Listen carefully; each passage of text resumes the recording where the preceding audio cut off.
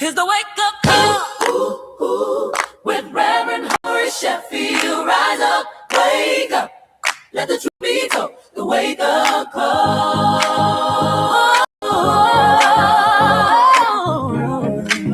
Hey, hey, hey, hey, it's the wake-up call with Reverend Horace Sheffield. Rise up, wake up, let the truth be told. The wake-up call.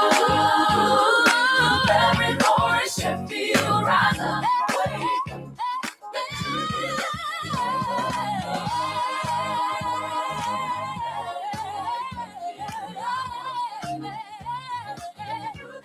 Oh, wake up call. Sounds pretty, put me up a little bit, guys. Sounds pretty impressive. Whose show is that? Welcome, everybody. Make some noise in the house. Yeah.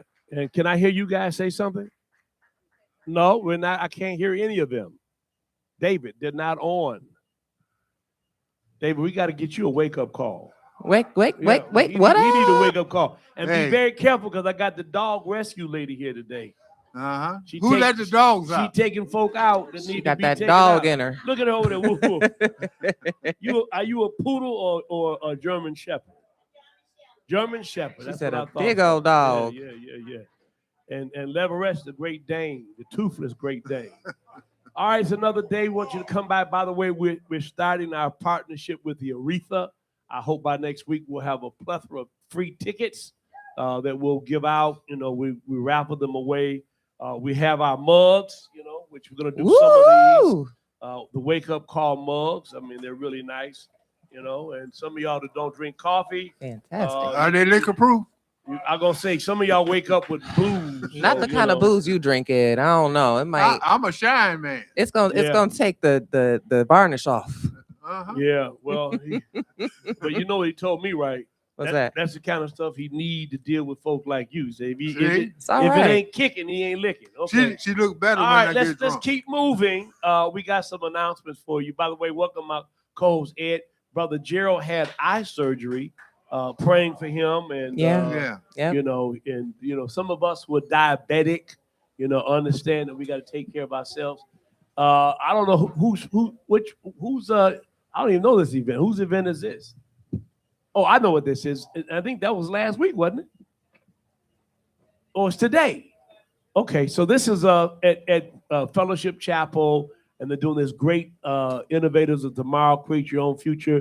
And so that information is available. DepSet will be there, technology and drones, parent workshops. That's at Fellowship Chapel today at 11 a.m. Next. All right, Mirror Talk, all you ladies that need some support. Everybody got a terrible man. And, you know, one woman in the group that has a great man. Everybody leaves early, you know. Or real woman talk from Sabrina Athena, the goddess. Hey, y'all. Yeah, what you mean? Wait, this is something different, Sabrina. This is therapy. This is leaving your man? No, this is therapy. Yeah, right. I mean, you need to be you need to be in the group, not leaving the group. I see it once a week. Mirror Talk, and this is my good friend Monet, who we have the Well and Wellness Guidance Center. We're doing some wonderful things. We decided through my church to create our own guidance center, and through Dable, so we have an actual professional counseling center. Some people need counsel. I have a member of mine whose name I will not share, whose husband is in jail. It was very traumatic what happened. They have a young child. She's been left to try to figure out how to keep the house and pay the bills. And, you know, she had a tough time yesterday, you know, and, you know, people need to be able to talk. And she said, every time I try to talk about it, I cry. Well, cry, you know, get it out, right? It's good to have somewhere to go. Get it out. We need somewhere to go. Okay. And I told her our church will be there. Of course, I need y'all to come out and support Pastor Sheffield for his 15th anniversary. Yeah. This is a new date. It's Wednesday, March 25th. You know that Jamal and them and Nina Turner, they announced the end of the official boycott. And of course, some people very upset about that, but you can't boycott forever. They were able to get most of what they wanted. So if you want to shop at Target, I guess that's on you. But some folks said they still not going to shop at Target. But come out and hear him preach. He's a great preacher. Next. All right, on March 20th and 29th, we have Dabo Free Store. We have purses and shoes and clothes and all kind of stuff, that you can go up on our new administrative office, which is right up the street, 16501 Wyoming. Now, if you go at 10 o'clock on Sunday, be at church by 10:30. All my members go on Saturday. Don't go on Sunday because you need to come and hear the word and not get free clothes. But this is really a great event. We've actually connected with some folks, so a lot of the clothes are brand spanking new. Yeah. Polo, and we went over to a warehouse that actually gets the stuff when it's no longer on sale, and they give it to them on consignment, which they then give out to nonprofit organizations. So really nice stuff. Chanel purses, you name it. Anyway, next. This is Trap Therapy. This is Monet, who is our licensed professional counselor, McClay McClendon, who runs the Wellness Center as well. She's having this fabulous event on Saturday, March 28th. Donations appreciated. It's just a great, great event. And you can, see me if you want to go, because I don't see any information up there where you can actually RSVP. Next. Okay, so we have this Community Assistance Day on April the 1st at the Bridge Center. You have to actually go if you need help with your light and gas. But I have a lady in my church, April 1st, her bill will be due. It's over $3,000. They had one of these yesterday, and so I was able to get DTE to pay her whole bill. Most often it's income related, but with April 1st coming and the moratorium going off, they're doing a whole lot of things they wouldn't normally do. And this is what you need to bring: driver's license. You can see all that up there. This is on our website, but call that number, 800-866-8429, 800-866-8429. Make an appointment. Got to have an appointment. And hey, Rick, that's my man. Rick's my roofer, man. He just put 2 roofs on both these buildings. So, but we also have food. We have a whole lot of other things. The city department of neighborhoods to be there. So if you're entitled to that $2,500, you have a newborn, you can sign up for that. You can sign up for the first-time home buyers, $25,000. If you want to buy your home for the first time, there's $25,000 available for that. So much more will be there on that day. Next.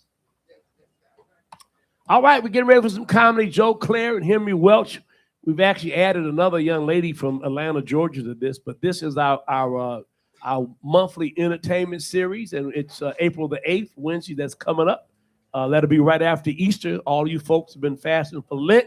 You can get off of Lent and laugh. So all of our events on Event Noir. Keep going. I'm trying to get to it. All right, this is the second annual Damaged Crowns Still Shine. This is a workshop that focuses on what many of our women go through, which have been sexually abused or inappropriately touched. Mostly, by the way, we find out by people in the family or friends of the family. So this is a great workshop. Sister Kelly on the left doesn't quite look like that today. Where's she at? There she is. All y'all dress up differently sometimes, When I told every girl I've been with, I want you to look the same when I lay down as when you get up. Hello, somebody. Y'all ain't with me. So talk to Miss Kelly about this, and she's got a bunch of people who have signed up for that. And again, this is something that we're doing in collaboration with Dable and the Well Wellness. Keep going. All right, now we need you to buy some tickets. We don't charge you for anything. You get breakfast free every Saturday, concerts for free. This is our fundraiser. This is how we do it. Karen White, Randy Hall, and Stokely at the Music Hall. Tickets are really moving, so you want to get some tickets. Not a lot left on the ground floor. I'm actually going to be raffling off some tickets today. As we move forward, I'm going to have some really good seats to raffle off as well. But go to Ticketmaster, or you can avoid those fees by going to the Music Hall website. Next. All right, come on and sit up here, my guest. We're getting ready for you. This is our annual State of the Race Forum. We're going to have a great conversation. Ben Crump has a new book out. He'll be bringing his book.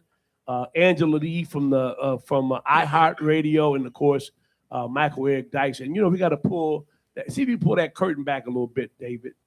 Pull that curtain back a little bit. Yeah. There you go. There you go. He know how to pull curtains back. He's far better at closing them, though, right? Okay, next. Is there another one? All right, this is our pre-Mother's Day jazz brunch. We're raising money to buy a harp for Cash Tech. It's 100th anniversary of the harp and vocal program. My sister was in it, and we certainly want to support that. Next. Christopher Williams. Y'all, how many of y'all remember New Jack City? Yeah, well, they say he still look good and he still can crouch and all of that. So y'all come get a front row seat, I forget that. I forget, was it the song, the big song he had? Don't wake me. Yeah, don't wake me. Yeah, just quake me. May 6th, sign up on Event Noir. Keep going. I want to get all these in. Trip to Chicago. People are starting to really book. We have only 2 big vehicles to go. You can't go anywhere for $350 to get the hotel room. We're going to a shopping mall. The Aurora Chicago Premium Outlet Mall is a tremendous outlet mall. Leverett was able to get denture cream on a discount up there. And then we go to church on Sunday, Comedy Club on Friday night. Next, we're almost done. Donnell Rollins. If you don't know Donnell Rollins, you need to know Donnell. And I've got a new flyer for this. Lakia, I sent you the new flyer that has a person that's been added to this show. But at any rate, that's going to be, where's the date at? June 10th. All right, keep going. I want to get through. We'll do the rest later. I got one other thing I want to show you real quick. Is that it? Play the video. All right, well, watch this video, everybody. You got to watch this video. Play the video. All right, there you go. We see him. We can't hear him. Is it playing? What do you do? Hold up. It's the wrong side. Upside down. This is live radio. Can you flip it? Live and direct. Yeah. Hold on. It's up. Okay, let's introduce our guest. You have to work on that in between. This is Christina Milman Rinaldi. There you go. Hello, what's happening? What's going on? Good morning. And she's the top dog rescue person in the nation. Doggy rescue. The nation. Yeah. All right. Get a little closer to the microphone. You heard it right there. Yeah. The nation. And so you That's a see good all one. we got all of these older women who I asked to come so that they can sign up so you can get rid of their dogs. But I got it. Woof, I got you. I just got rid of mine. It's all right. Yeah, well, we It's tell you. okay. So tell us all about what you do. So Detroit Dog Rescue is the first no-kill shelter in the city of Detroit. Now you might think when I say dog rescue, I'm just talking about dogs, the animals. And yes, at Detroit Dog Rescue, they're very important. But what's most important is that we support our residents, that we promote proper pet ownership. And what's near and dear to my heart is that we keep the city safe. I know a lot of us, we've seen issues with dogs. A lot of us have dogs outside our homes when we're trying to get to work and things like that, or we see stray dogs. Or they're messing up our yard, or someone's dog is getting, out of their house, and animal control can sometimes take 3 days to get there and whatnot. We're working on that. But really, you can call Detroit Dog Rescue if you need assistance with vaccinations, if you need a pathway to get your pet licensed, if you need dog food, we provide all of that for free.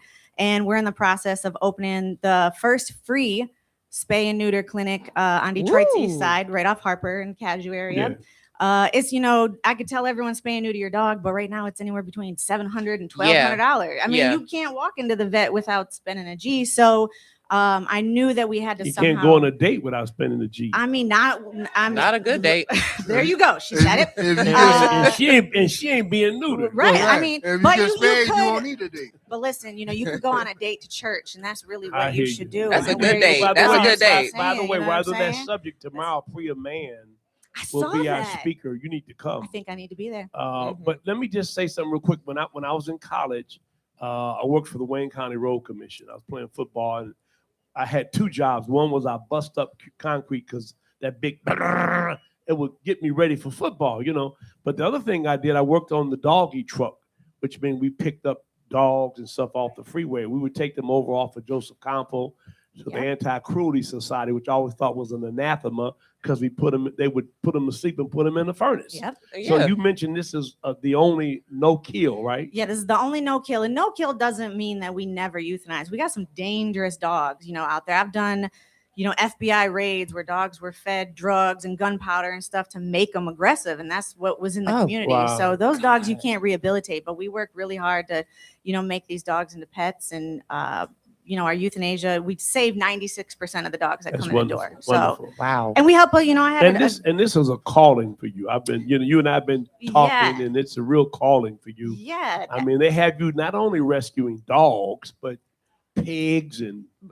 Man, What were you telling me what you rescued recently? You know, one day Detroit police called me and they're like, you know, we got a pig that was running down 7 Mile. And I was like, that's cool. I don't do pigs. Yeah. And, you know, they're like, well, we can't bring it in the animal control building. It's a conflict with the other animals. And I was like, okay, I'll give you like 10 names to call. They call me back. Like, we're going to have to shoot the pig. And there's kids out here. I was like, don't shoot the pig. Bring me the pig.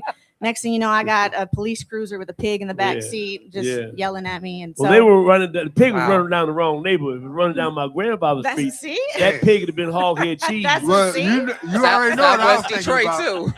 That's and I said that's right. I had him on the grill screaming at me, and I said, "You got 48 hours to act right, or you're going to be ribs this weekend." And so, you know, give out your number for people who want to access the services. Then we're going to go to absolutely. You can text me directly if you need dog food, vaccinations. You want to get on the list. Dog houses, straw 313-319-5024. One more time.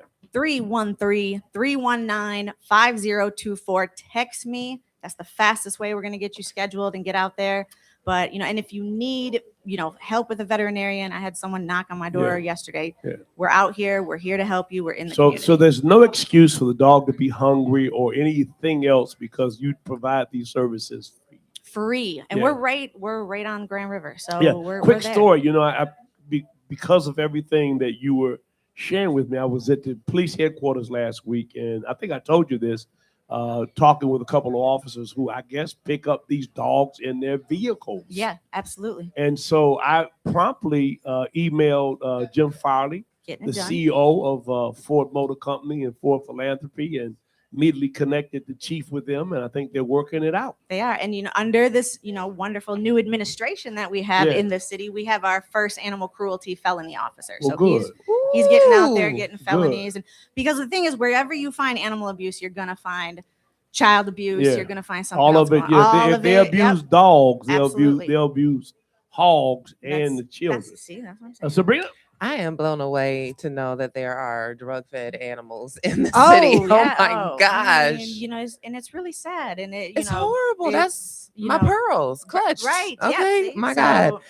So thank you for the work you do. One of my favorite shows is Pit Bulls and Parolees, and I was wondering where our Detroit version was. So thank God. Down Grand River, I got you. All right. So, so tell us more about the adoption and forever foster programs and how we can get those happy, safe, fun dogs back into loving homes. Thanks for asking. So we have, you know, of course, an adoption process, and if you want to volunteer, you can come on down. We're always hiring Detroiters, always, always, always.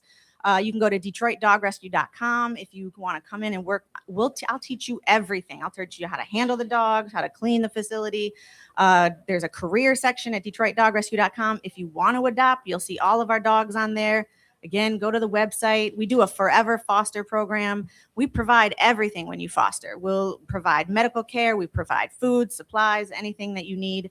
You just provide a safe home until the dog gets adopted. So what I want to do, you brought some stuff. None of it fits. I wear 3XL. I got you. I'm gonna raffle these away. I love it. I'll give you more. Okay. I'll send you more. And you know, you can't be a dog and get a dog rescue shirt. So man, I don't get one. And can't have one. I don't know. But I'm interested in that foster program because, you know, just like people have foster kids and they get attached to the kids. Have you run across a case where somebody didn't want to give you the dog back? Yeah, of course. We love those people. We call them foster failures. And they end up keeping the dog and adopting it out. But we also have people, I mean, I have a woman who has fostered over the year 130 dogs. And what that does is it gets some of these dogs that you see on the street. They learn what a dishwasher sounds like, what spoons clanking on a plate sounds like, and prepares them for the home. And everyone asks me, like, how many dogs do you have at home? I have one dog. And so sometimes I'll bring, you know, a hospice dog into my house and you know, send it out. But fosters are a blessing. Yeah, but you just bought a big space somewhere. I did. So you know, I saw that our shelter was always full. Detroit Animal Control was always full. And we needed more space to be able to train some of these dogs and work more with animal control. So we just got a lot in a place called Highland, Michigan, which I'm a city person. I had never been to Highland, Michigan in my life, but I saw an old Clydesdale farm that was for sale. And I talked to the lady, told her what we want to do. So we acquired that. And we've actually even brought kids from the Building Better Men program. We've taught them about compost and, how to use tools on the farm, things like that. So like we're nature in the Absolutely. city, like bringing people and 100%. learning how to touch grass. Absolutely. Wow. I'm big on that. So I'm big on touching grass. Yeah. Wait. Well, let's not get them started. Okay, let's not, Too let's- early in the let's- morning for this. Never let's mind. not Forget go it. there. Right. I do She have said grass. I do have a question for you because Don't bring a them lot of moving dogs on. are scared of thunderstorms. Yes. Yeah. What do you do in the case that one's happening and you got a bunch of dogs in there? That's a good question. We do get a lot of dogs, that are scared of thunderstorms or fireworks, and there's all kinds of things on the market. Some people medicate their dogs. You can give them something like Prozac, kind of. Then they got like thunder shirts. Listen, if you want to make some money, go into the pet business because they got dog booties, dog thunder shirts, dog weed. I mean, anything you need, they got it. Dog manicures, right? dog. These up. So I know. I listen. I have. This is a true story. I'll be just real quickly. I love your stories. I will not divulge the name of the person, but I have a person in my church who literally almost went bankrupt spending money on their dog. 100%. I couldn't believe it. I mean, like, what, what's going on here? All right, we got a question from the audience. Hi, good morning. My name is Melanie Cromer. I live in the neighborhood, but I wanted to know, in order to get my dog neutered, what is the procedure? You're going to text that number. I'm going to make sure that you have my card when I leave. 313-319-5024. 313-319-5024. And then you just come get the number. We're going to get you on a list. If you can transport the dog to the east side, that's cool. If not, we'll provide transportation. And then we take your dog for the day. They come in at like 7, 8 a.m. We prep them for surgery. We get them neutered, and you have them back by that evening. Oh, okay. No. All right, here's another question. Go right ahead. Good morning. Yes. My name is Rosalind Good Jackson. I love that name. My daughter's middle name is Rosalind. That's the best. Is that name. right? ROSALIND? That 100%. Okay. I would like to make a comment about last week.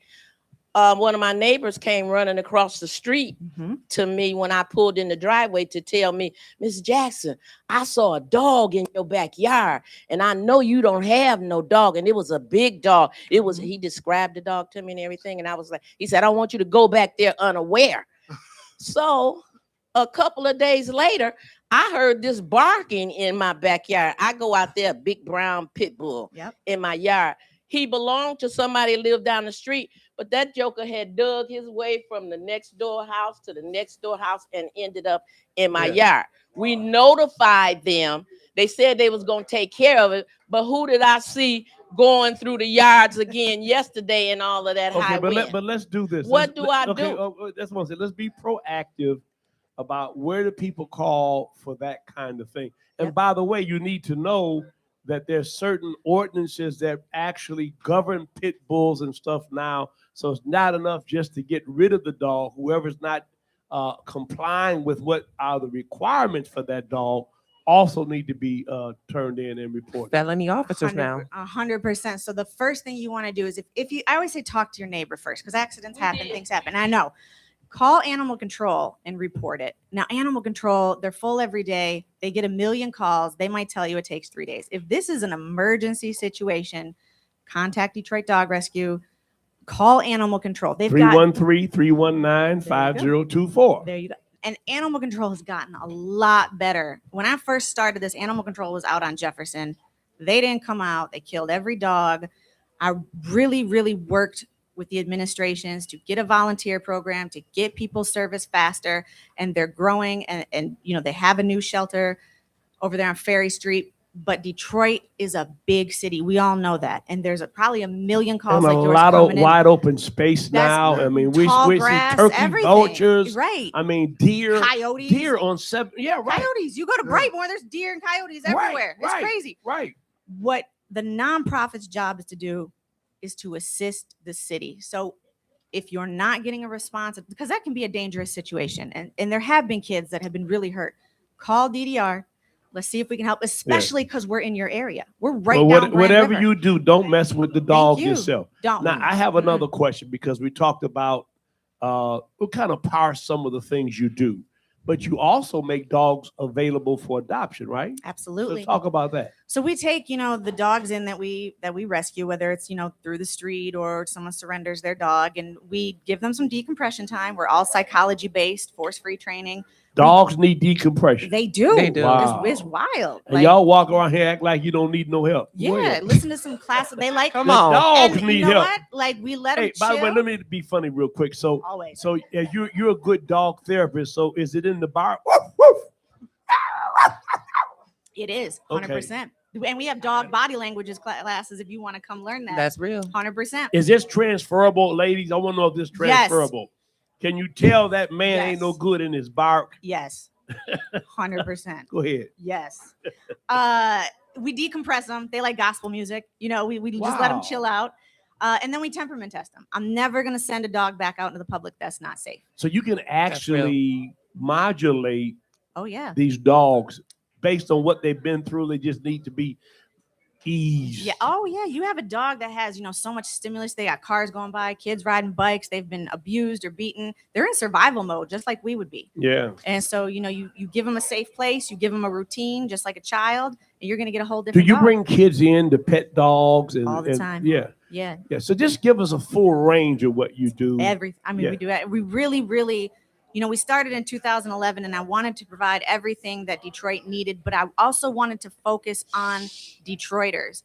So we do bring kids in and we teach them how to, work with the dogs and how to, we treat basically like proper pet ownership. Yeah. So I will tell you one experience, and I'm gonna let her have the last question. I love it. So I've grown up with a little bit different attitude towards dogs. The gentleman is dead now. One of my neighbors, his name was Lacey.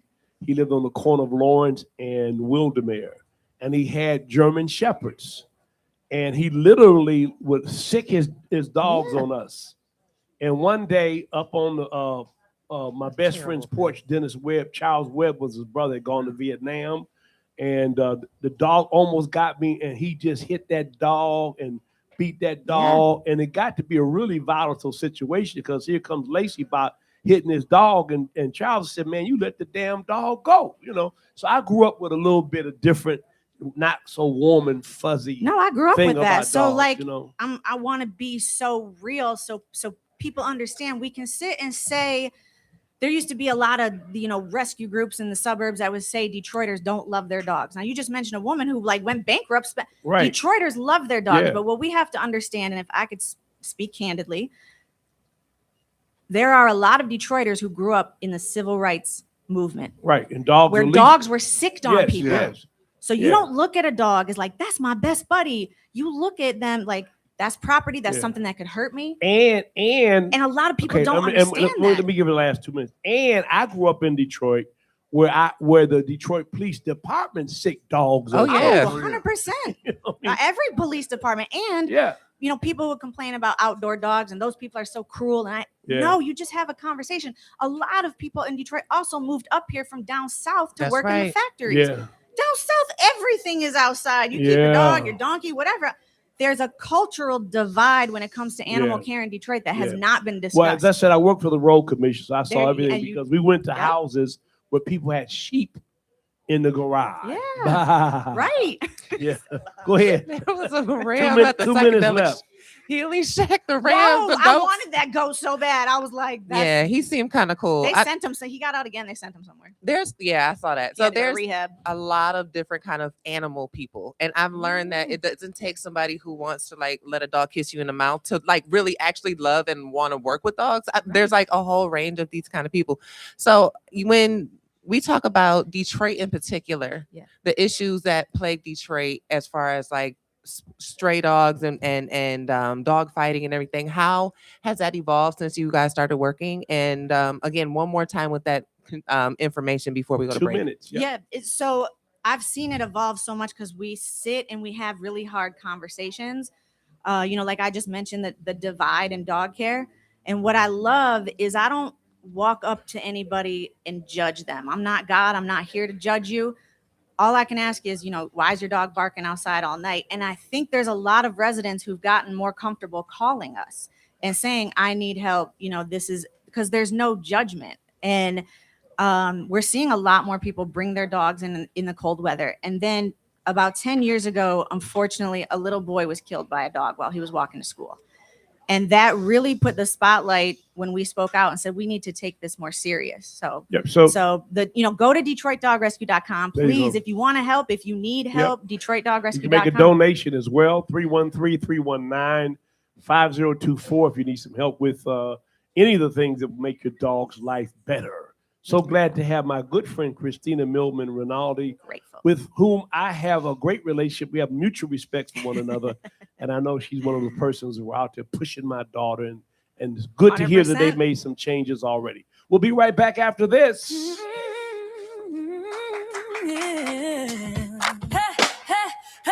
Here's the wake up call with Reverend Horace Sheffield. Rise up, wake up. Let the truth be told. The wake up call.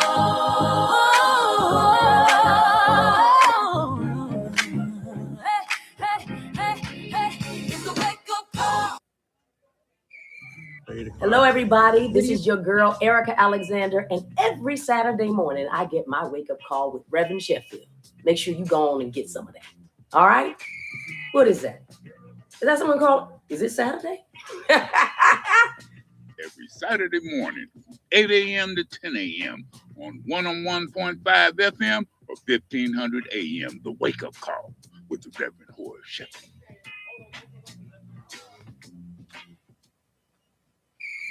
Hey, what's up, y'all? It's your man Mike Epps, and I get my Saturday morning wake-up call from Reverend Sheffield. Make sure you get yours. I'm Hester Wheeler, and I get my Saturday morning wake-up call from Reverend Horace Sheffield. Every Saturday morning, 8 a.m. to 10 a.m. on 101.5 FM or 1500 a.m. The Wake Up Call with the Reverend Horace Sheffield. This is Super Bowl champion Lomas Brown. What do you do? And I get my Saturday morning wake-up call from Reverend Horace Sheffield, my man. I'm pulling for tickets. And I get my wake-up call from Reverend Horace Sheffield every Saturday morning, 8 a.m. to 10 a.m. on 101.5 FM or 1500 a.m. The Wake Up Call with the Reverend Horace Sheffield. 637. Yo, what's up, guys? It's your girl, Rainy Rosario, comedian and TV host. I get my Saturday wake-up call with my guy, Reverend Horace Sheffield. Think about it. Good day. I'm Sheriff Raphael Washington, Wayne County. 644. And I get my Saturday morning wake-up every Saturday morning from Reverend Horace Sheffield. And you should too. Every Saturday morning, 8 a.m. to 10 a.m. on 101.5 FM or 1500 a.m. The Wake-Up Call with the Reverend Horace Sheffield. Pulling for a mug. 638. Hello, everybody. This is your girl, Erica Alexander. And every Saturday morning, I get my wake-up call with Reverend Sheffield. Make sure you go on and get some of that. All right? What is that? Is that someone called? Is it Saturday? Every Saturday morning, 8 a.m. to 10 a.m. on 101.5 FM or 1500 a.m. The Wake-Up Call with the Reverend Horace Sheffield. You've been listening to. I'll look at it right now. Give me a minute. Hey, here's the wake up call with Reverend Horace Sheffield. Rise up, wake up, let the truth be told. The wake up call.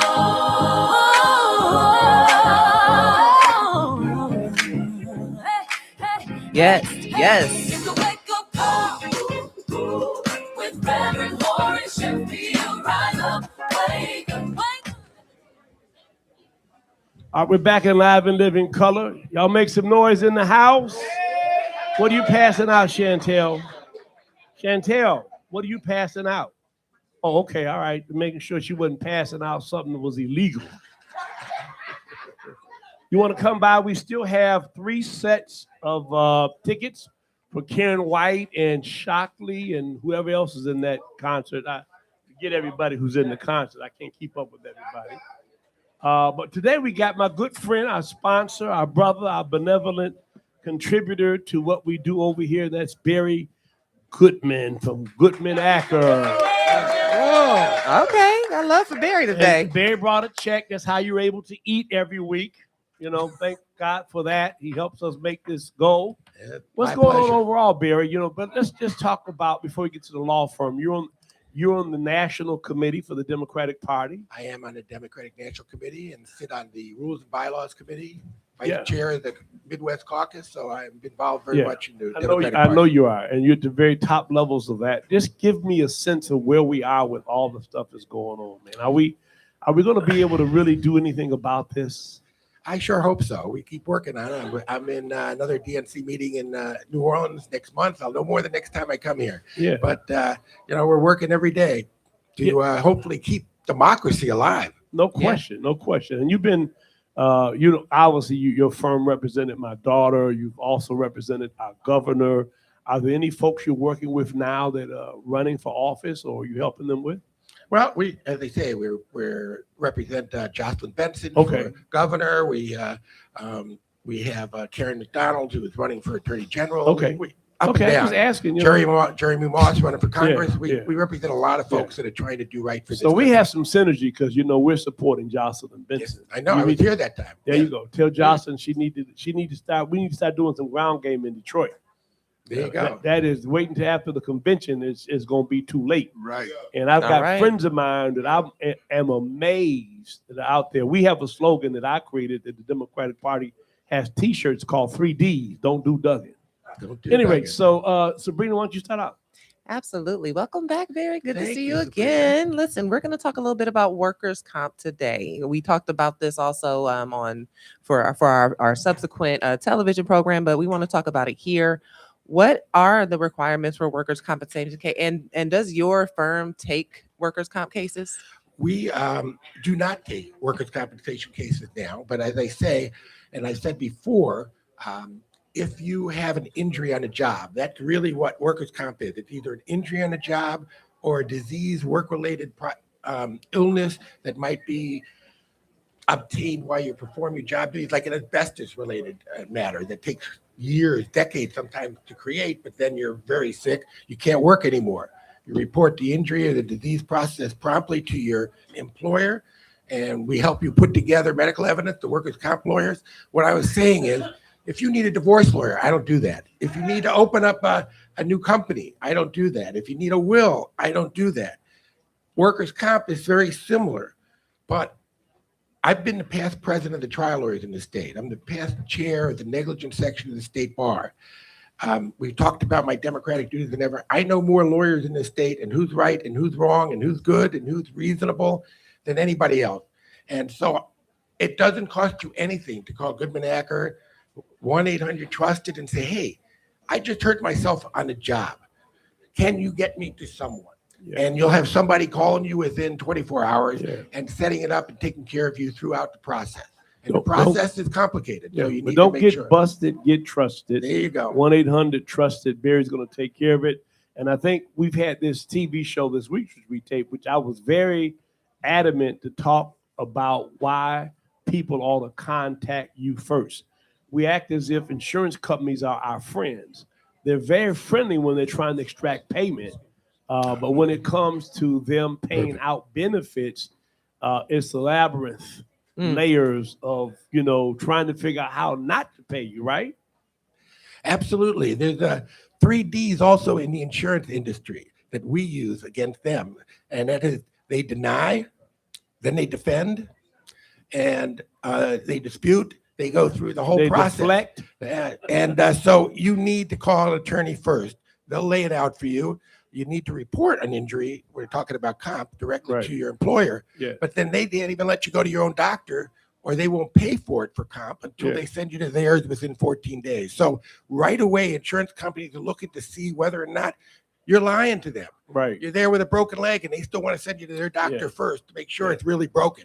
I mean, it's crazy. So we talked about that. So in the moment when there's an injury based on what it is, you obviously have to mitigate that. You have to, if you're on the plant floor, wherever you are, there's some immediate things that the company requires you to do. But the next call is to you. Absolutely. Right. Okay. And that's 1-800-TRUSTED. Ed?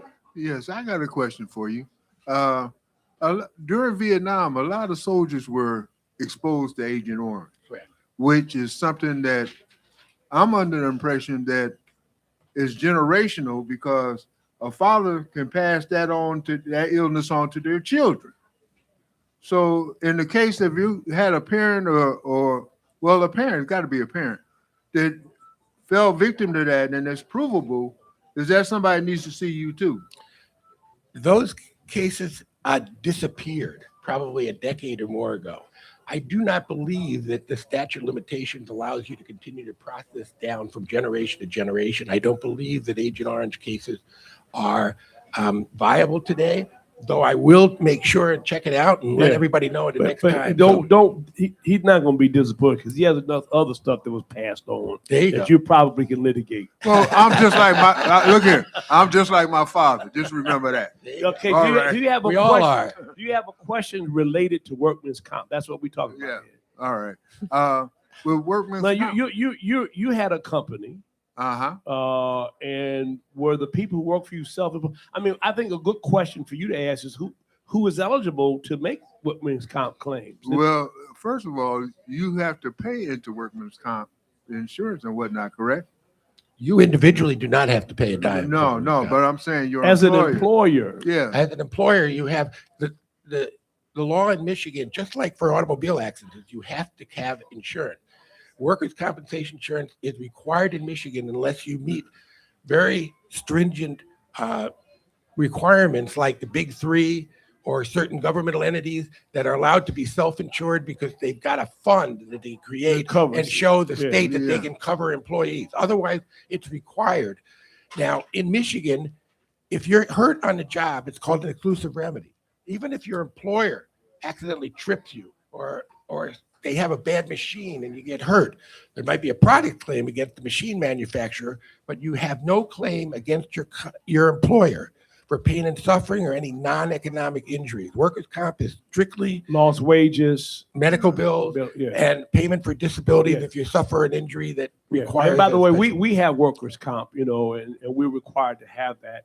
But one of the things that I learned on the TV show this week was that it doesn't matter whose fault it is. If it's the worker's fault and they're hurt on your job, you're still covered. Right. It's a no fault system of itself in comp. If you trip over your own shoelace, and hurt yourself on the job, you're still covered. The problem is that, again, you have no pain and suffering claim against your employer. If you have an accident in your parking lot as you arrive to your plant and it's another employee who's also arriving, that's comp. You can't bring a claim against that employee who's driving a car, even for your injuries from an automobile accident. If there's somebody that's not working there, you have that claim. So again, it's so complex and you need to call an attorney. Yeah, but the thing I want people to understand is that you got hurt on the job, with something you did. That does not eliminate you from being able to get workman's comp coverage through your employer. It's a no fault, whether it's something that the employer was responsible for or something you did. You know what I mean? Correct. Yeah. Sabrina? I'm gonna, if it's okay with you, start calling you Uncle Barry, because here's the thing: we all want a lawyer in our family. You better be careful what we that all means. Want a lawyer uncle in our family that I can. It doesn't matter what the legal situation is. You have the resources to tell us where we're going. She had an uncle in the furniture business. Yeah, man, and he straight up Robinson. So, okay. Now, I know you mentioned Agent Orange, and it's kind of spooky that they all went away like that, but that's neither here nor there. Are there any special considerations for government employees when it comes to workman's comp? Well, government employees, state, local, it's a workers' compensation claim just like any other.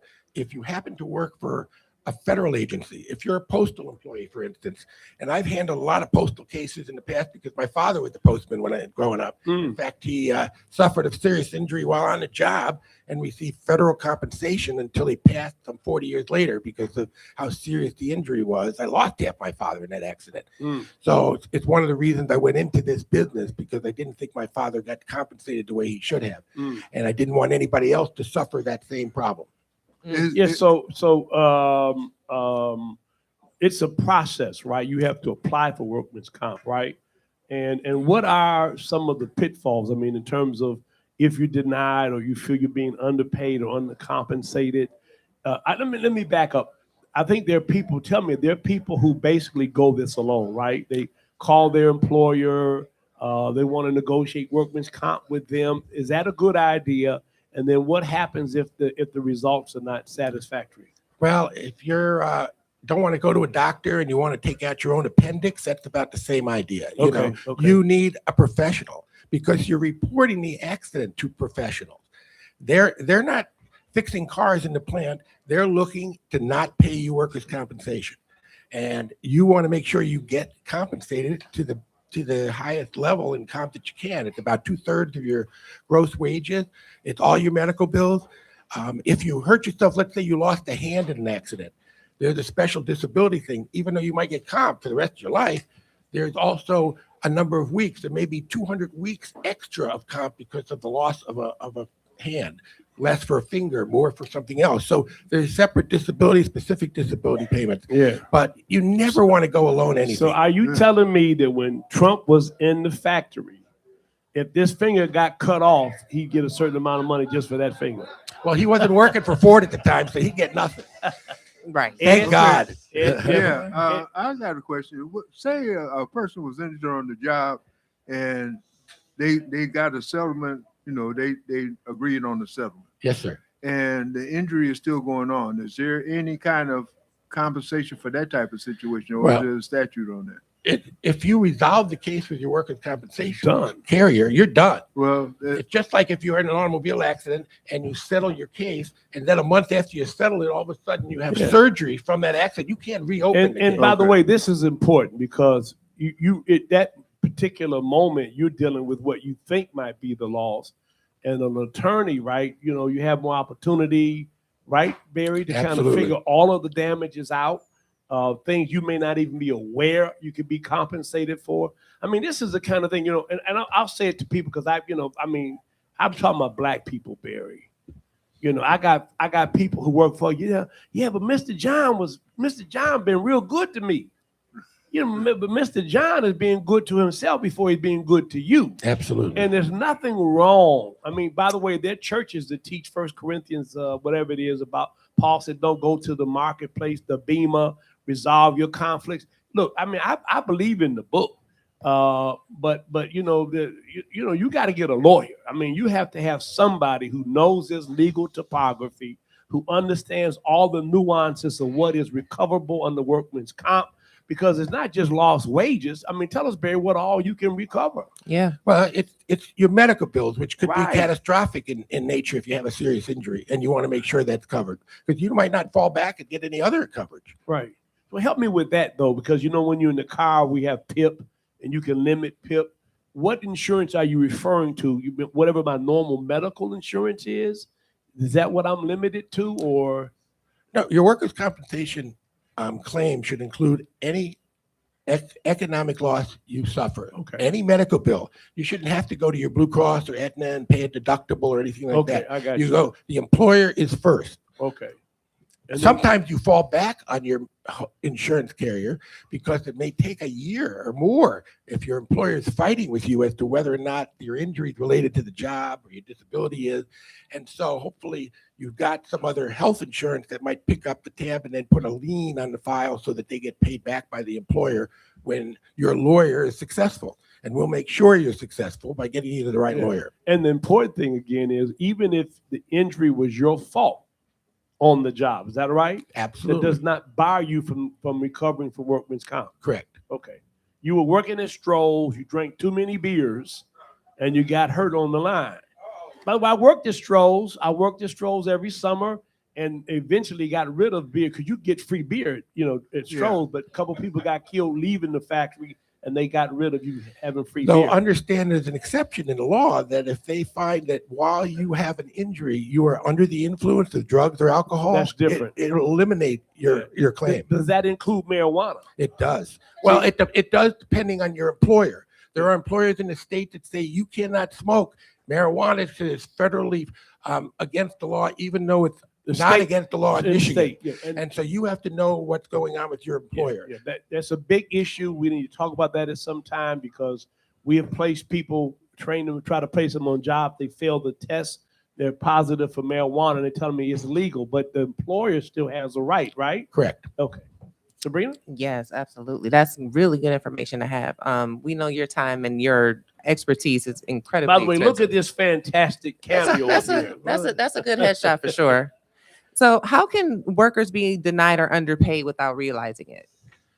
Well, you're paid a certain amount from your workers' compensation carrier, and it's not easy for you to figure out what the right average weekly wage that you have.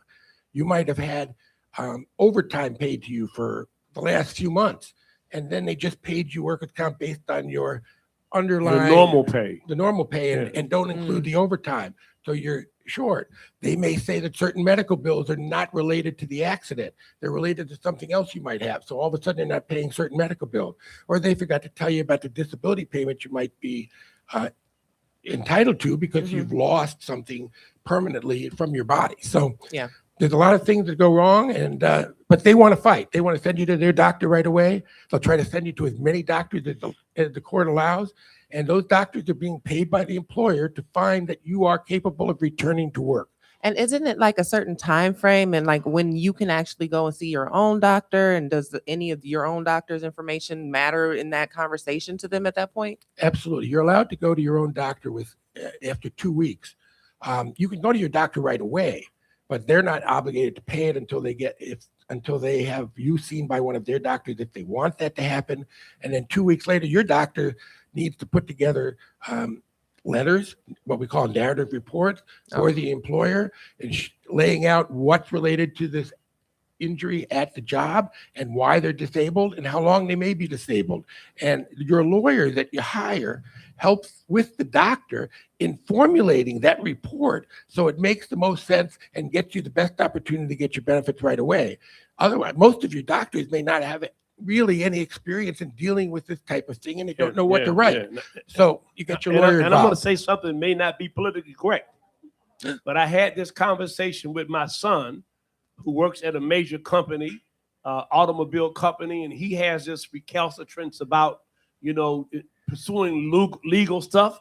I said, well, if you don't get a lawyer, you're choosing between being the screwer and the screwee. Okay? Because they're not going to be compassionate. They're always looking to mitigate and minimize their exposure. Am I right? Absolutely. And they'll be very nice and kind. Oh, we're sorry that happened. And, we're, just checking on you. But by the way, had you had a drink before you went to work? Don't talk to them without an attorney. They're not your friends. They make money. They're for profits. They're not trying to be kind, compassionate.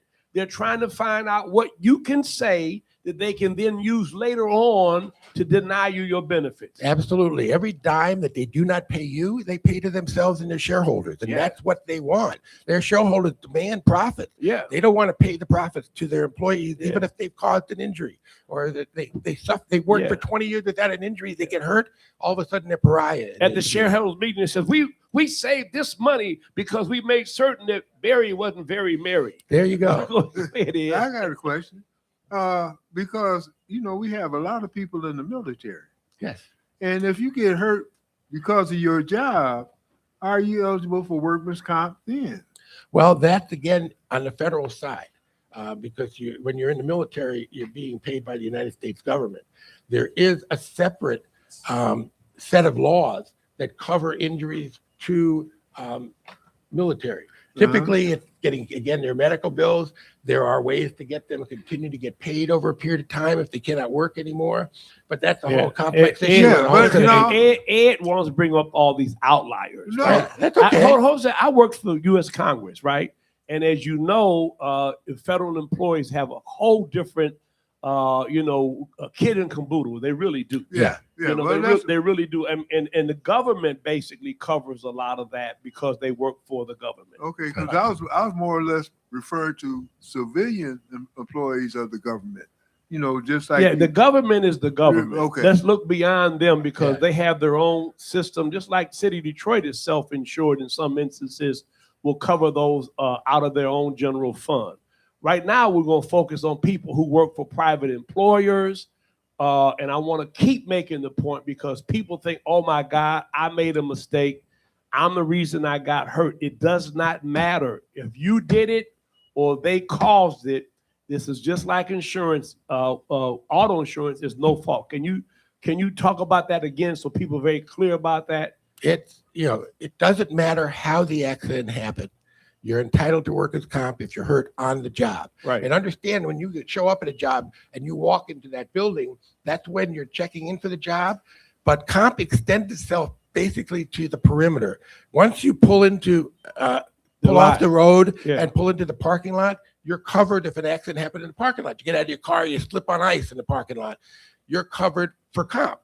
Now, you may have a claim against the snow removal company, that kind of thing. Those are other issues. But as far as comp is, once you show up at the job, you're covered. If you drive for the job, like you're an Amazon driver, if you have an accident in your car while you're driving, delivered to somebody's house, you're covered.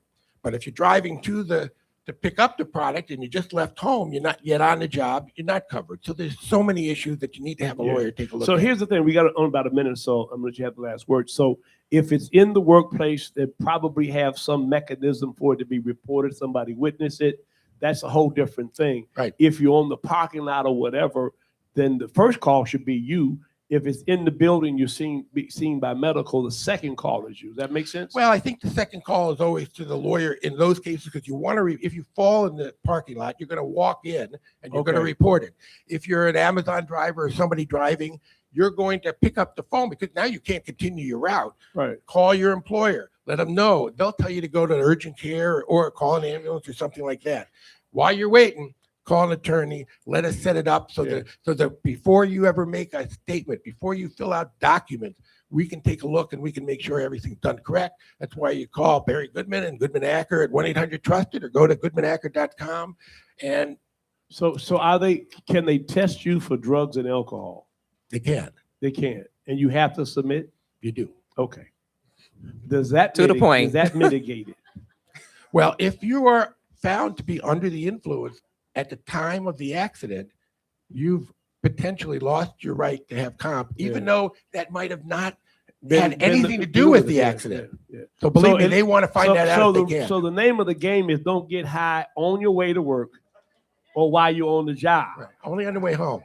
Yeah, I mean, really shouldn't get high at all. But I mean, here's what I want to say. I appreciate Barry because Barry's so knowledgeable, and we have an opportunity for you all to hear this information here. 1-800-TRUSTED, Barry Goodman, Barry Mary, my man. We'll be right back after this.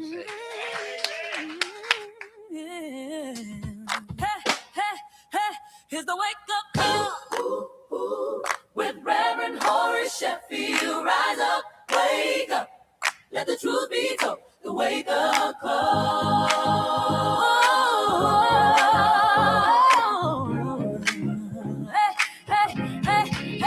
It's the wake up call with Reverend Horace Sheffield. Rise up, wake up, let the truth be told. The wake up call. Reverend Horace Sheffield. Rise up, wake up, let the truth be told.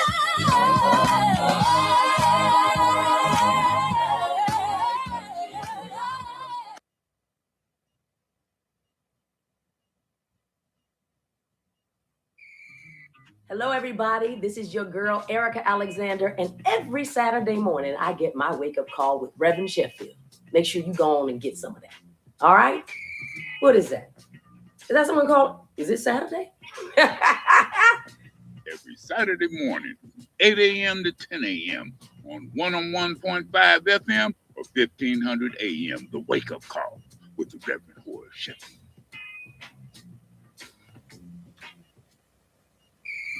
Hey, what's up, y'all? It's your man, Mike Epps, and I get my Saturday morning wake-up call from Reverend Sheffield. Make sure you get yours.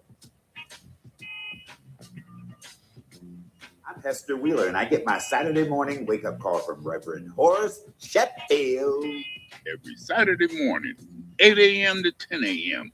on 101.5 FM or 1500 a.m. The wake-up call with the Reverend Horace Sheffield. This is Super Bowl champion Lomas Brown, and I get my Saturday morning wake-up call from Reverend Horace Sheffield, my man. This is Groveland Kings, and I get my wake-up call from Reverend Horace Sheffield every Saturday morning, 8 a.m. to 10 a.m. on 101.5 FM or 1500 AM. The Wake Up Call with the Reverend Horace Sheffield. You've been listening to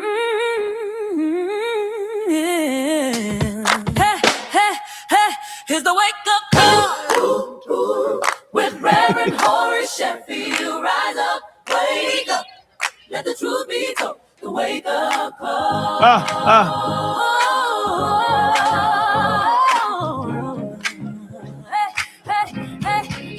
It's the wake up call. All right, we're live in living color. Y'all make some noise for Abdul, the next U.S. Senator from the state of Michigan. How you doing, brother? I'm well, Rev. Always better to be here with you. Thank you so much for having us. Wonderful. I know you're working hard. Always. And we got to get you on a regular basis. If you don't know, this is who I've endorsed and who we're supporting. And we share some space in one of my offices. And, you know, we need something more than white females in public office. I said it, not you. We need some diversity in our federal representation. So that's. Did I get in trouble? No, I'll tell you this, Rev. We've got an opportunity here to think a little bit differently. I think a lot of politicians want to tell you what you can have and shouldn't fight for. And I'm out here trying to tell you that you really can and should have guaranteed health care. We really can and should break the corporate chokehold on our politics. We really can and should be able to put money back in people's pockets. And so, you know, we think a little bit differently. I know my name's a little bit uncommon for people running for office. But we also think differently too, and that's what we're trying to bring. I'm just saying, Abdul is cool. So let's get on Medicaid and Medicare real quick. You know, I'm retired. I get Social Security benefits. I waited until the age where I would get full benefits. But what I pay for my Medicare is unbelievable to make certain that I minimize, for example, out-of-pocket costs for prescriptions. Where are we on this whole issue, and how do we get people to work across party lines? I mean, you know, we're taking money out of people who struggle every day just to have the basic stuff that they need, that people who are elected enjoy without a cost. That's right, Rev. And healthcare is just too damn expensive, am I right? And the reality of it is that it just doesn't have to be like this. And for that Medicare, right, your Medicare doesn't even cover your vision, your dental, your hearing. So my vision is this. I think Medicare should cover everything without having to pay a premium or a spend down or a copay so that you can get the health care that you need and deserve. And then I want to give it to everybody. Now, a lot of seniors, when I say I want to give Medicare to everybody, they say, well, if you're going to take more of that pie and give it to other people, is there going to be enough for me? Well, I'll tell you this, Rev, I know you remember being a little bit slightly younger man. You're probably 35, but, you know, slightly younger man. And when you were a slightly younger man, you probably used less health care. Yes, right. So you can imagine you want more younger people on the plan who pay more in than they get out on the plan, so that folks who get more out than they pay in when they get a little bit older have a little bit more Medicare for them. So the best way to make Medicare sustainable for everybody is to give it to everybody, and to make sure it covers everything, because we live in the richest, most powerful country in the world. And we live in a country where our president decides that he wants to spend $1 billion a day dropping bombs on a foreign country instead of making sure that good folks in places like Detroit get the health care they need. So, we have a healthcare system that's proprietary, right? Even 304B and things of that nature, which are supposed to reduce pharmacy costs, healthcare systems are using to supplant their expenses. How do we get there? Yeah. Well, look, I'll tell you this. A lot of it goes back to the same issue that almost every issue goes back to, which is money spent in politics. You know, when I ran for governor back in 2018, DTE and Blue Cross both spent a combined $500,000 to beat me in a campaign. Yeah. I just don't think corporations should be able to pick the politicians that regulate them. And I think what we got to do is make sure that that corporations can't buy off politicians, so that politicians can actually govern for the people. And the way we get there is to make sure that the pharmaceutical industry, the health insurance industry, the big hospital industry, look, they serve a role in society, but they shouldn't be able to spend their money to make sure that the people they want, who are going to be beneficial to them, get elected. Because at the end of the day, every dollar that goes to a health insurance CEO's pocket comes from where? You are in my back pocket. So are you suggesting reform of C4s, or minimally that they have to report and they abide by what the normal adult contribution requirements would be? I think what we'd all want is a system where all of this dark money system doesn't work, right? It just doesn't exist, right? And what happens is you got an arms race on both sides. Folks who want to corrupt our politics build C4s and 527s and super PACs. And then the people who want to do good things have to build 501c4s, super PACs, in all this other. And I think what we need to do is go back to a moment where actually elections get funded by everyday people. Okay. And people and politicians go out there and ask people for their votes rather than go out there and ask corporations for their money. All right. Sabrina? Absolutely. You started speaking into some aspect of the war.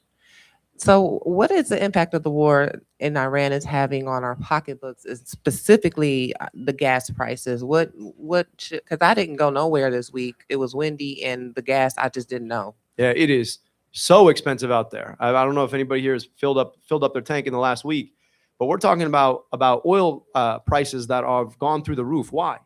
Because Iran is the oil producer. Now, we don't buy oil from Iran, but other countries do. And if you think about it, if there's less oil for everybody to buy, because we're out there bombing oil depots, if there's less oil for everybody to buy, what's going to happen to the price of oil? It goes up for everybody. It goes up for us too. And it's the reason that our gas prices are so expensive. Now, here's the crazy thing about it. Our tax dollars are being used to raise our gas prices. That's a crazy thing. None of us benefit from this war. Ask yourself, are your grocery prices less expensive? Is your healthcare less expensive? Are your gas prices less expensive? No, they're more expensive. So what is the value for us of this war? And Rev, last time I was here, you told me something, and I never forgot that. It is our money. Spend it on us. Spend it on us. Yeah. I mean, listen, that's a whole paradigm shift that I think we need to have more people. If the Democratic Party wants to really have some traction, then that needs to be the issue, because right now, everything on the other side is about spending money on me or funneling money to me. I just want to take a moment to introduce Victoria Camille, our police commissioner. Say hello. People need to know that from this room and from our coalitions, Abdul, we've gotten folks elected in this neighborhood. Denzel McCampbell. That's right. And I said on my show Thursday, we thank Karen Whitsett, who decided to retire. We have someone to replace her. And be glad that she bowed out before we put her out. But we got a great thing going over here in 48204. Our principal organizer, Chantel Watkins, she's a beast. Yeah. So yes. And we're going to make certain that when the votes are counted for the U.S. Senate, that in 48204, 48227, 48228, and 48238, that Abdul comes out on top, right? Yeah. All right, Ed. Yes. And with this thing going on in Iran and whatnot, and I know it impacts Michigan quite a bit, because we're not only automotive, but we have a lot of farming and dairy going on. That's right. So how is that affecting the dairy, because they're not eating fertilizer, but their food comes from fertilizer. So what can we do as individuals to help stop that bleeding from going on? Yeah, that's a really good point. So just to connect the dots here, a lot of the world's fertilizer is produced in the Middle East. And what happened is when our country in Israel decided to bomb Iran decided to bomb all of the countries in the region that have American bases in retaliation. And so they've also choked out a really important waterway called the Strait of Hormuz. Right. And what that means is the amount of fertilizer being pushed out of a region that produces a lot of the world's fertilizer. That means that our farmers don't get the fertilizer they need to make sure that we can grow the crops we need. Yeah. And so here's the crazy thing about it. It's like this president takes us to war and didn't have an inkling of what happened the next day. Didn't think through what the consequences would be for the economy. And the problem is, as they say, right, once the genie's out of the lamp, you can't really quite put the genie back in. Once you open Pandora's box, right, you can't close Pandora's box. We have now opened Pandora's box. And so the consequences aren't just going to be our gas prices. They're going to be the effect that our farmers feel. They're going to be the brave servicemen and women who put their lives on the line only to come back home. The veterans' benefits have gotten cut by the same exact administration who sent them to war in the first place. Nobody here benefits from this, right? We all lose. And so we've got to have an honest conversation about the fact that this war is illegal and unjust. And you got a lot of Democrats who'll say it's illegal, but then when it comes to the unjust part, they're like, well, I don't know. We're already here. We're already here. I mean, you either want to fund the war and think it's legal, or you think it's illegal and don't want to fund it. Yeah, well, this administration is not the first administration that has been involved with Iran in those type of ways. And so is there a way for us to let the people know how long this really has been going on? Yeah, they've been trying to get us to bomb Iran for 40 years. 40 years. And every single time you get one of these folks, conservative, I mean, Donald Trump told us he was running on America first. Y'all remember that? Yeah. America first, no more wars. Now, in the last year alone, he's gotten us involved in 3 new countries? Yeah. Right? Venezuela, right? Greenland. Remember we wanted to try and take over Greenland? Yeah.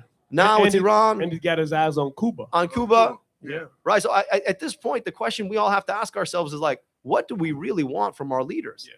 So I had a very interesting conversation. I won't mention who, but Davo has hosted the Deputy Prime Minister of Israel and cabinet members at the Bridge Center. And so the Jewish community came to me yesterday and said, we're concerned about, the younger generations and some of the folks we've not been talking to. And we had a really great, robust conversation. Amir Natson was there, who works, with a host of people on the national level. And so there was a moment at which you could tell the whole conversation shifted. When I said, she said, what is the problem? I said, the problem is this, is that you want us to be 100% behind you. If we do one little thing, and I gave the example of my daughter signing on to what was happening, in Palestine, and then we have no use to you, and we have no value.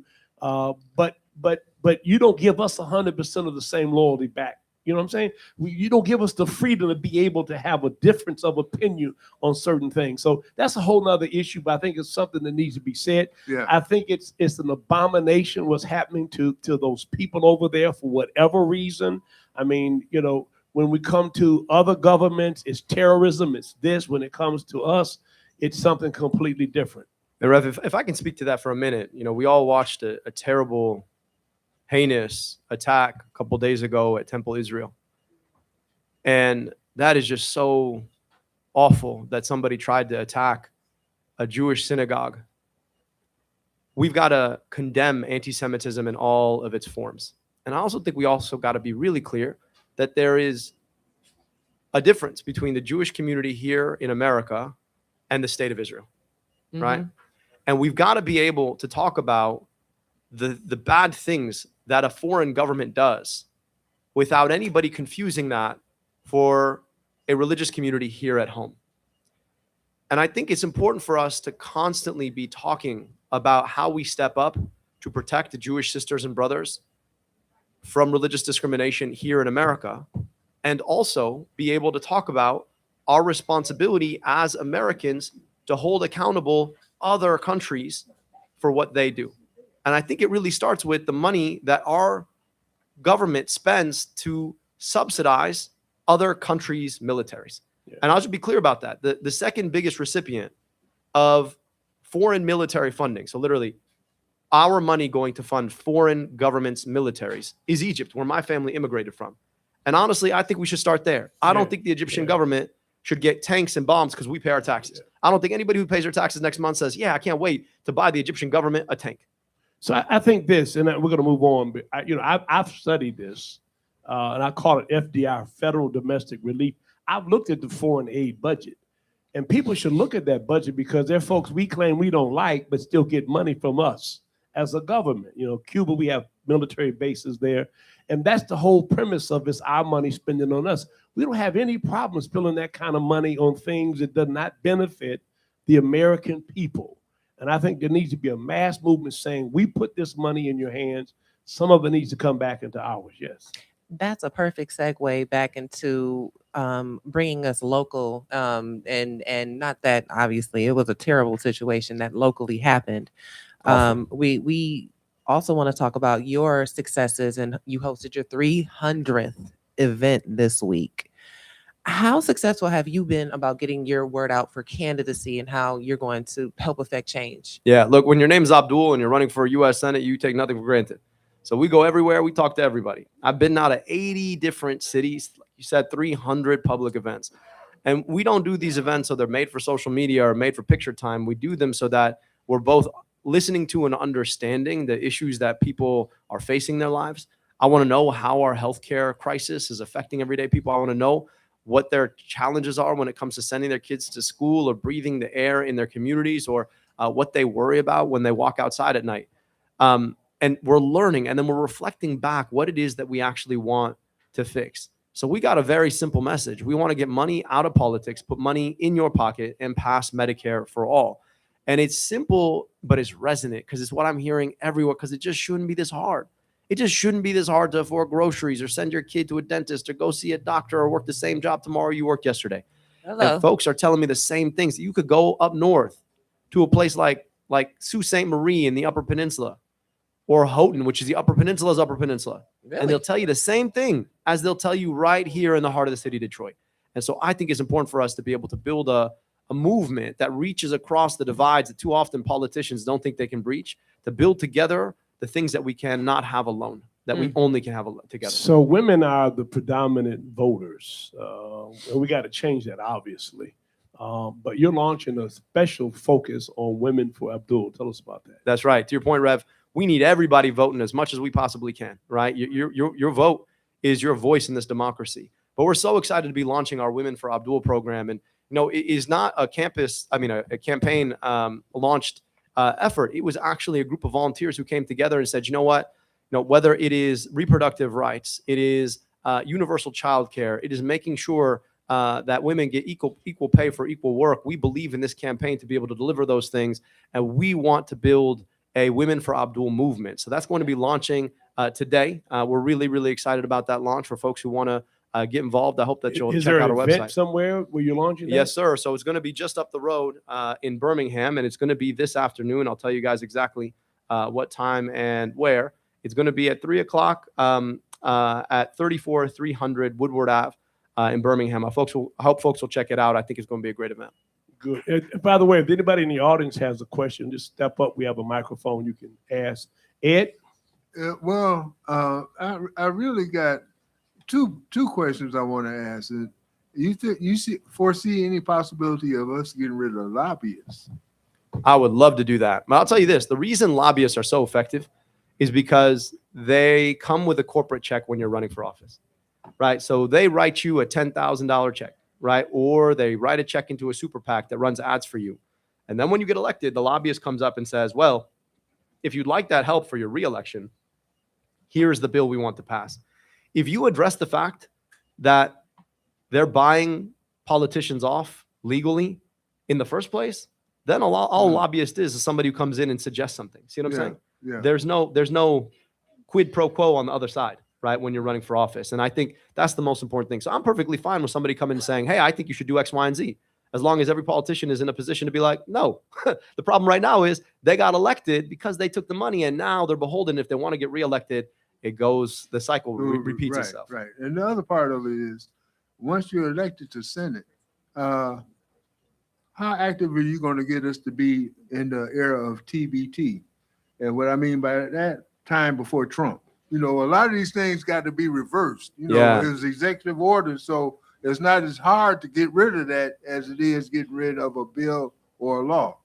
Brother Ed, I really appreciate that question. I'm trying to get us to the TAT, which is the time after Trump.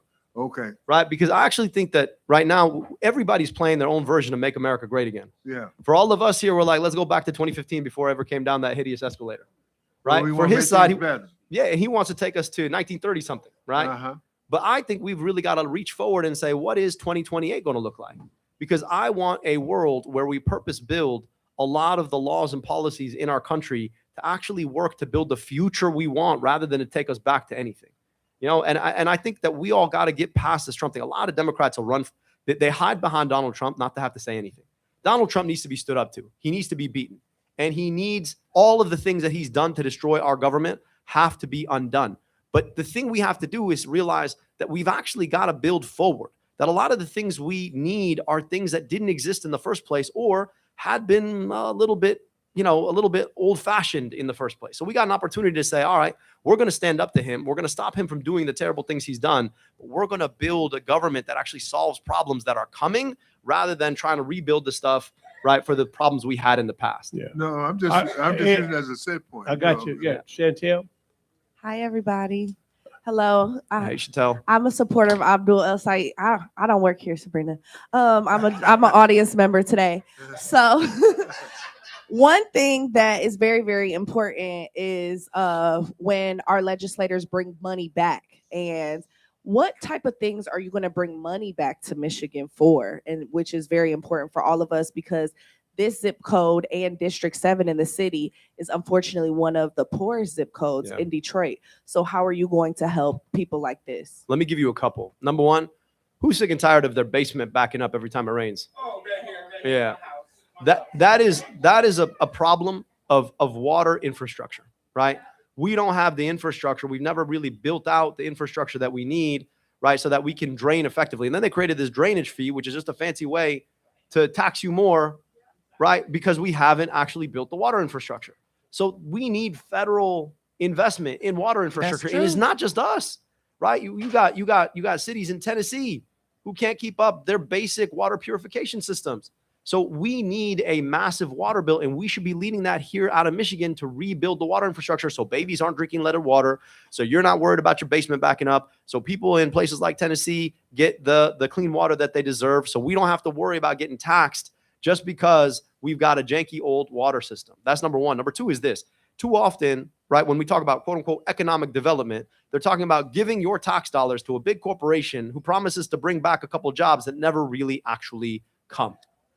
And I think the better way of thinking about economic development is instead bringing down resources that seed small businesses, right? A revolving loan fund that empowers the incredible creativity in communities like this one to be able to build. You got how much creativity, you got how much human talent in communities like this, but you know what you don't have? You don't have the capital. So imagine, right, the government can come in and say, listen, we can offer you a low interest loan to get your new small business off the shelf, right? Empower you to actually build that small business. And now you got wealth being built in the local community, jobs being built in the local community. And those jobs don't go anywhere because they're rooted here. And I just think that that's the way we should be thinking about economic development. That's how the federal government should be operating when it comes to creating wealth in local communities like this. So let's just shift the conversation a little bit, because there's so much stuff we're inundated with respect to the Jeffrey Epstein files, right? But I don't know if you noticed, was it yesterday or Thursday, the FBI said that the files have been compromised and hacked. And what's your take on? I mean, I'm like, I don't know what people think. I'm thinking immediately that means now we have an excuse for why the stuff on Donald Trump disappeared. They've been squirrely about this the whole time. Why? Because Donald Trump's in the Epstein files, y'all. Like 38,000 times and counting. And you know why we're at war in Iran?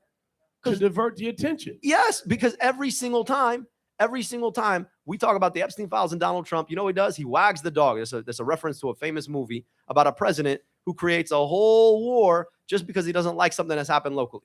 So we keep doing these things, whether it's Venezuela or it's Greenland or it's Iran, so that he distracts us from talking about the fact that the man is in the Epstein files, and likely even more in the Epstein files than we even know. And now they're trying to use this distraction to cook up a reason why. For no elections. Exactly. But and also, by the way, this whole notion that California ought to be on alert, right? The furthest western state, because of what's going on over there, is, to me, I don't know, man.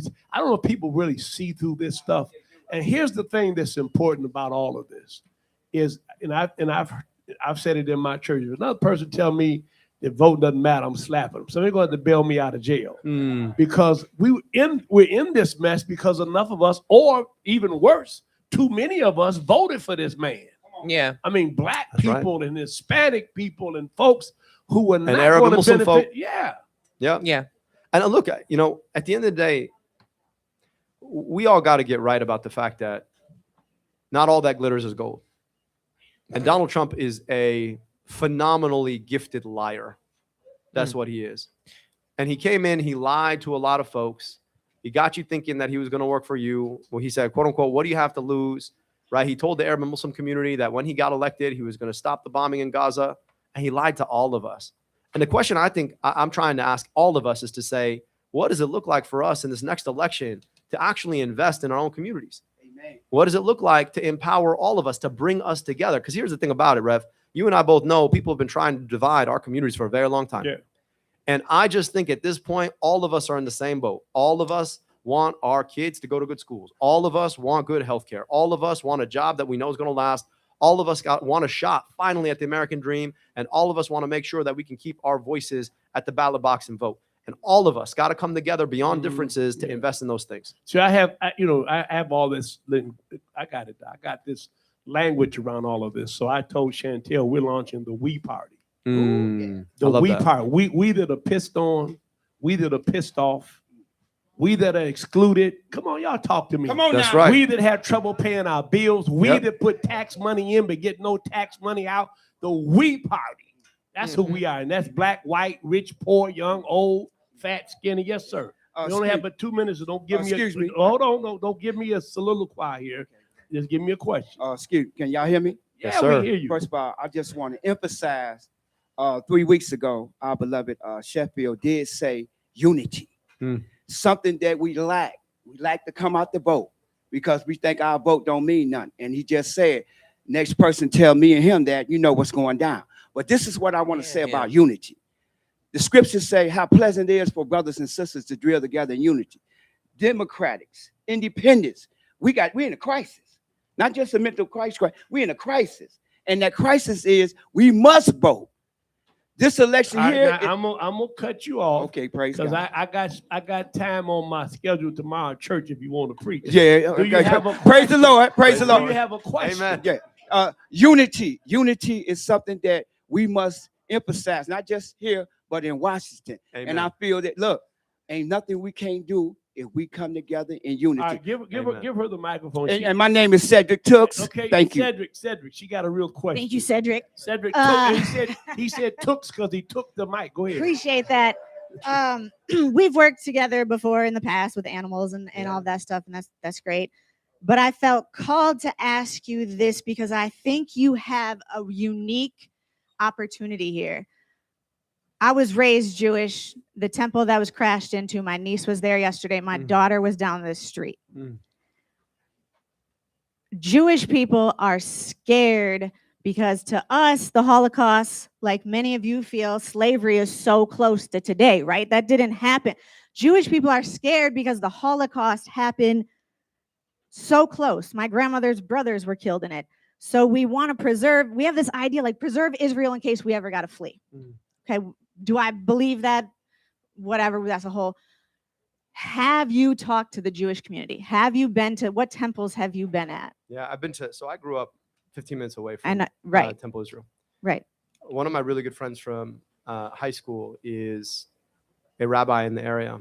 And as soon as this happened, I reached out to her. In fact, before I even decided to run, I sat down with her and I asked for her advice about how to think about this moment. You know, obviously, when it comes to foreign policy, a lot of folks in the Jewish community are going to disagree with me on our responsibilities around equal rights to justice, peace, and dignity for Palestinians and Jewish Israelis. I don't think so. I think there's a loud amount that'll disagree with you. But I think if you show up at Shir Shalom and if you show up and you talk. I agree. And I'll tell you this. Okay, can I say something real quick before you go? This is my point about multi-axial versus single axial. And I guess what I'm saying to you is my conversation with the Jewish community is they got to be beyond single axial. 100%. Because we have to represent our interests just as they expect us to 100%. respect theirs. 100%. And I don't think that's been mutual. How do we fix it? That's why I'm having Van Jones come up here to the Bridge Center, and I'm gonna make sure you be on that panel and we have that conversation. I love that. Yeah, go ahead. So let me just finish the point. So I was invited over the summer to the summer simcha from the Michigan Democratic Party Jewish Caucus, and a lot of folks thought I wasn't gonna come, and I came. And you know why? Because anti-Semitism and Islamophobia go hand in hand. Now, I've never 100%. been a victim of anti-Semitism, but you better believe there have been a lot of folks who question my commitment to our country because of my faith. I know what that feels like. So we've got to stand tall together against anti-Semitism in all of its forms.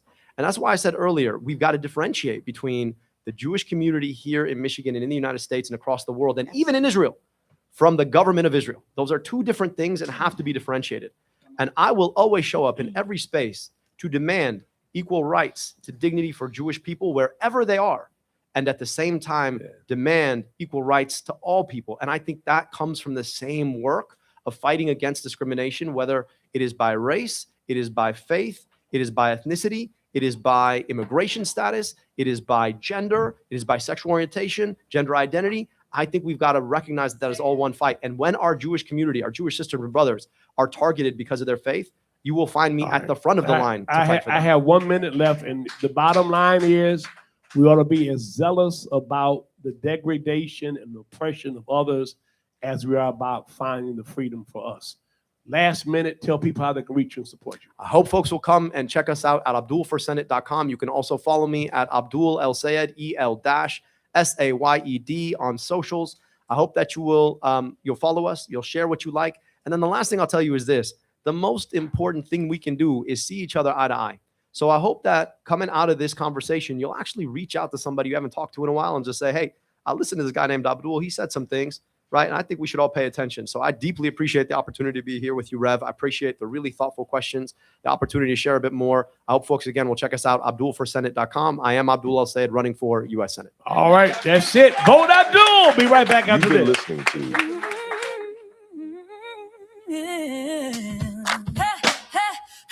Here's the wake up call with Reverend Horace Sheffield. Rise up, wake up, let the truth be told. The wake up call.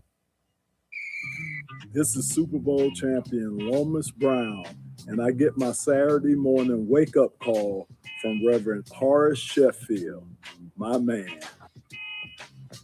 This is Grover in Kansas, and I get my wake-up call from Reverend Horace Sheffield every Saturday morning from 8 a.m. to 10 a.m.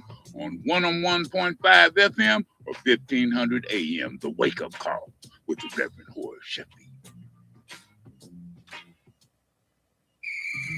Yo, what's up, guys? It's your girl, Randy Rosario, comedian and TV host. I get my Saturday wake-up call with my guy, Reverend Horace Sheffield. Think about it. Good day. I'm Sheriff Raphael Washington, Wayne County, and I get my Saturday morning wake-up every Saturday morning from Reverend Horace Sheffield, and you should too. Every Saturday morning from 8 a.m. to 10 a.m. on 101.5 FM or 1500 a.m. The wake-up call with the Reverend Horace Sheffield. Hey, what's up, y'all? It's your man Mike Epps, and I get my Saturday morning wake-up call from Reverend Sheffield. Make sure you get yours. I'm Hester Wheeler, and I get my Saturday morning wake-up call from Reverend Horace Sheffield. Every Saturday morning from 8 a.m. to 10 a.m. on 101.5 FM or 1500 a.m. The wake-up call with the Reverend Horace Sheffield. This is Super Bowl champion Lomas Brown, and I get my Saturday morning wake-up call from Reverend Horace Sheffield, my man. This is Grover in Kansas, and I get my wake-up call from Reverend Horace Sheffield every Saturday morning from 8 a.m. to 10 a.m. on 101.5 FM or 1500 a.m. The wake-up call with the Reverend Horace Sheffield. Yo, what's up, guys? It's your girl, Randy Rosario, comedian and TV host. I get my Saturday wake-up call with my guy, Reverend Horace Sheffield. Think about it. Good day. I'm Sheriff Raphael Washington, Wayne County, and I get my Saturday morning wake-up every Saturday morning from Reverend Horace Sheffield, and you should too. Every Saturday morning from 8 a.m. to 10 a.m. on 101.5 FM or 1500 a.m. The wake-up call with the Reverend Horace Sheffield. You've been listening to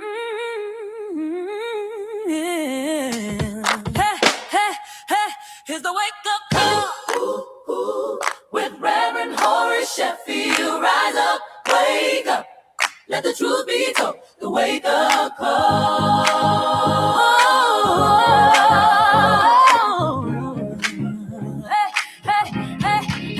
It's the wake up call. All right. Welcome back. All right. David gonna fade us out. Thank you, David. All right. Listen, everybody, we are close to our final segment. Welcome. Wherever you are joining us from, whether it is YouTube, you right here live in the studio with us. Let me get some noise. Woo! All right. So our next and final guest, Miss Susie Shirilli. Hi. And please get me correct on, get me tightened up on this last name, please. No worries. It's Shkreli. Shkreli. Yep. Okay, Miss Susie Shkreli. She is a Democratic candidate for Michigan Secretary of State. So we're gonna just definitely give you some conversation about that. And I think on NPR, I'm a big NPR head. I listen, and I know of your name and your position, and kind of already being in the mix of the Secretary of State in some kind of way. So let us know your background and why are you running for Secretary of State? Well, first of all, thank you all for having me. Good morning, Wake Up Call. Wake up, wake up. Y'all looking beautiful today. So I'm a first-generation American, proud first-generation American. My parents fled authoritarianism in the Balkans in search of a better life. And so I grew up, I tell everybody I grew up tough because I grew up playing ice hockey as a kid. Nice. Yes, I was a young girl. My mom wanted me to be a figure skater, but instead I decided to be a hockey player. You still got your teeth?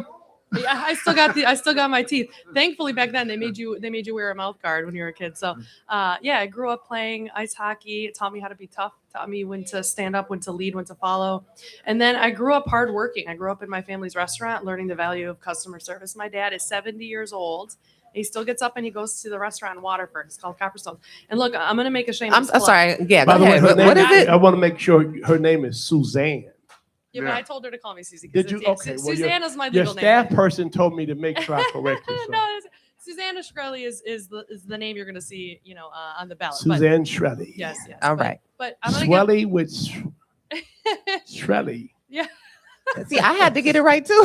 No, I know her last name. I said, but go You know ahead. what? So, some guy came up to me when we were up north, and he said, "You have 4 consonants in your name, one after another." And me too, because he's from Eastern Europe. His family Oh, is. yeah. He goes, "Just for that reason, I'm gonna vote for you." But back to my story. I have to Mm. give a shameless plug to my family restaurant. It's called Copperstones. It's in Waterford. We cook in real butter. We boil our potatoes. We shred them, so we don't have any of the frozen hash browns. And we have homemade biscuits. So Nice. you got to get down there. So Yeah, and by the way, Rick Doge is here. How is Rick related to you? Rick is my cousin, actually. Your cousin? Yeah, Okay. Well, yeah, Rick grew up put together. Rick put the roofs on both of our buildings over here. Yeah, he calls me every day. Does he? Told me I need to go to confession. Yeah, I don't know what that is. At any rate. Yeah. So, long story short, grew up in the restaurant business, valued customer service in Yeah. every aspect. I started my career as a prosecutor in Macomb County, nearly a decade. Half of that time I prosecuted crimes against children. Right. So I stood up and defended kids who had been raped, murdered. And so that also taught me how to be tough. And I spent the last 7 years in the governor's administration as a You were Michigan. with the lottery, right? Yes, I was with the lottery. I oversaw 8 regional offices, over 200 employees. I also served as the director of juvenile justice reform. And so I spent some time down at Wayne County JDF helping kids get placed. And what is JDF? JDF was the detentional facility in Hamtramck. Okay. When they moved, I actually worked with They Abdul. move over to that whole facility They where did. everything is at right now. Correct. Recorder's Court is over there. Yes. Etc. And during our time there, at DHHS, we ushered in really landmark legislation to change how kids are even being looked at and adjudicated, how their decisions really being made about how they're being detained. Because oftentimes you have kids in there that are suffering that unfortunately can't get the help that they need, and that seems to be the falling place for them, Yeah. and that's not right. So tell us the process for you to be on the ballot as Secretary of State. That goes to the convention? Yes, there's a Democratic convention. So usually when you go to vote for somebody, you go in August and you cast your ballot. This race, the Attorney General's race, the State Supreme Court, Right. a number of other races, U of M Board of Regents, Wayne County Board of Governors, you got to go down to something called the Democratic Convention. And in order to be eligible to vote, you have to register with the Democratic Party You by have to March. be a member of the Democratic Party, Yes. etc. And it's free. You can do it online. It takes a couple seconds, but if you want to have your voice be heard, you have to register by March 20th. And And- the convention is April 19th at Huntington Place, also known as Cobo Hall. Cobo forever. Okay. That's right. Okay, let me ask you this, because I've been in the area for quite a few years and seen quite a few changes in the Secretary of State's office and how it operates. You foresee any changes under your administration? Because I'm gonna say your administration, because Sure. you be the head person in charge. Yeah, absolutely. So I've been traveling the state listening to people about what's been working well. And we like the appointment process. It makes it more convenient. But You know, you can't really live your life by appointments. If you need something on a Monday and you walk into the Secretary of State's office, you should be able to get it on a Monday, right? Right. You should have same day service. So expanding upon those walk-in hours and making sure people get what they need is important. You know, you shouldn't be turned away if you don't have an appointment. And then I also heard not everyone can get to the Secretary of State's office between the normal hours. So Right. why not have some flexible hours for working people, right? Well, they've come out. We've had them here many times. The mobility units. So that mobile unit really Yes. works. Yes. You know, but it's contingent upon the organization advertising. Exactly. Getting the word out. But that's really been a great benefit for my community. We've done them like every 3 months here. Yes. And I've actually taken care of my stuff here. You know, Exactly. You can do titles, you can Yes. do registrations, IDs, all of that in one spot. So you'll continue that. Absolutely. Not only continue, I want to expand upon it because Okay. it is something that, listen, how are we making people's lives more convenient? That is that is the whole goal of government. And so if we can bring government to you, then we're doing something right. Same thing with the mobility units, expanding upon those, but also even the kiosks inside the grocery store. Yeah, I was in Iosco County, and a woman told me that she worked at a grocery store. She goes, Susie, you don't know how many people come through and realize that their driver's license are expired, and then they can just walk up to the kiosk and get a new one. And so that's a win for us in government. If we're able to Make it easier. make it easy for people, we're doing something right. Yeah, but one of the things though that's different about Michigan, I have a place in Florida. I'm not bragging. Sure. But I bought a luxury vehicle. My plates and registration when I first bought it was over $2,000. I placed in Florida. I took it down there. I was able to get it. Now they told me you can do 2-year registration now, right? Yes. I didn't know that. Yes, you can. I will change that from now on. Yeah. But it was $200 for 2 years. Why are fees so high, and what is it based off of here? And is that something that you would get involved This with? is something I'm hearing about too. And then I also heard if you have an EV vehicle, it's even more expensive. I have a Jeep, so I haven't experienced it personally. But yeah, kind of getting in there and figuring out why did I have the same car with the same make and model every year? Why is it more expensive every year? Is definitely on my to-do list. Figuring out how to make it cheaper for people, because at the end of the day, the money that's going to pay for registration is taken away from groceries, right? Yeah. So we got to make sure that people are able to live here and be successful. And it just feels like prices are rising and none of us are making any more money. And then it happens on your birthday. Yes, of That's- course. that always gets me. Like, why do I have to do Well, this I mean, on my birthday? that's easy for me to remember, quite frankly. Yeah. It's not hard to forget, but I remember different ways that this was done. I remember based on weight. I think it's now classification. And the problem you have, and I'm gonna leave it alone, is that whatever that is when you purchase it, it stays that way, even though the value of the car goes down. You're still paying based on the value of purchase price. Exactly. So that you want a good platform, That's it. tell people I'm looking into it. it's going to diminish every year. As the That's value goes down, your fee goes down. Real simple. Right. Ed? Yeah.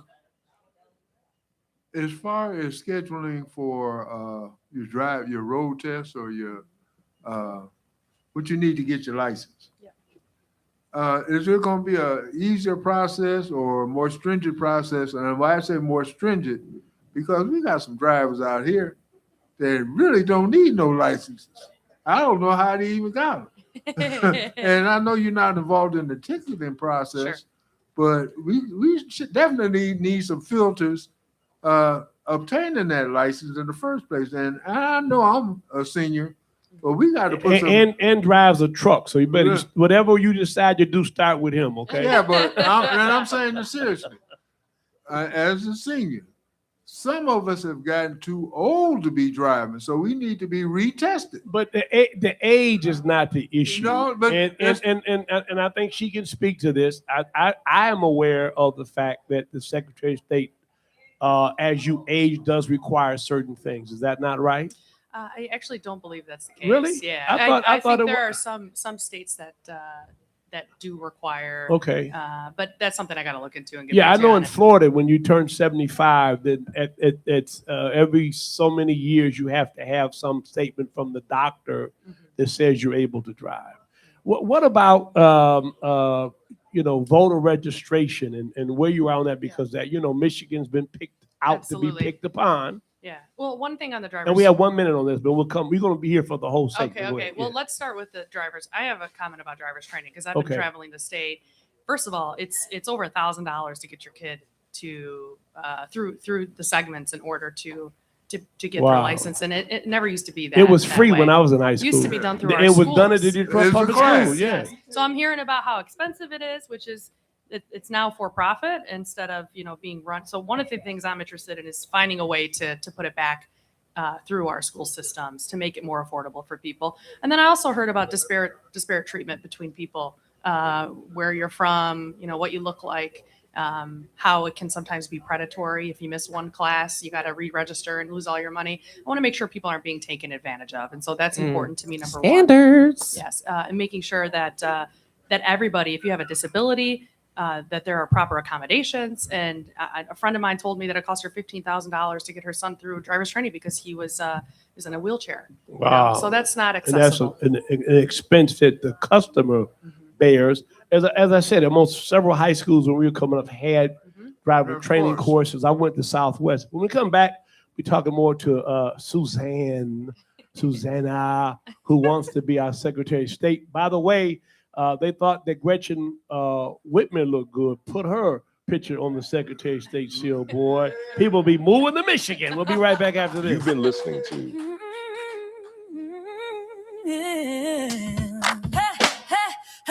Here's the wake up call with Reverend Horace Sheffield. Rise up, wake up, let the truth be told. The wake up call.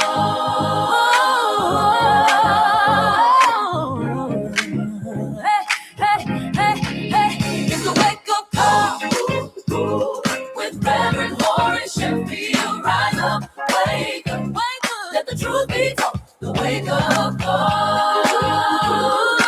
Reverend Horace Sheffield. Rise up, wake up.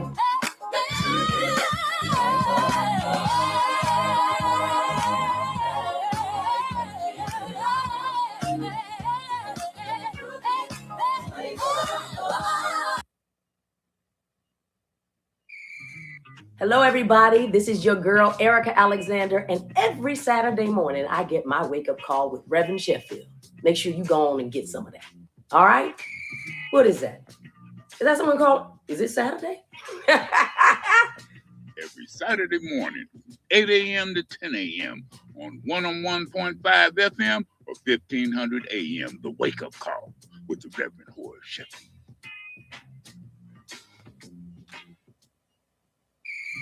Hey, what's up, y'all? It's your man Mike Epps, and I get my Saturday morning wake-up call from Reverend Sheffield. Make sure you get yours. I'm Hester Wheeler, and I get my Saturday morning wake-up call from Reverend Horace Sheffield.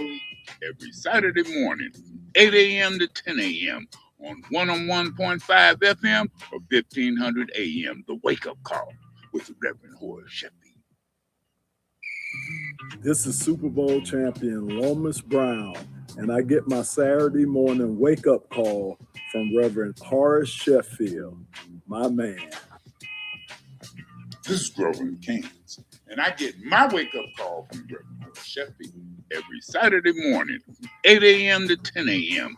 on 101.5 FM or 1500 a.m. The Wake Up Call with the Reverend Horace Sheffield. You've been listening to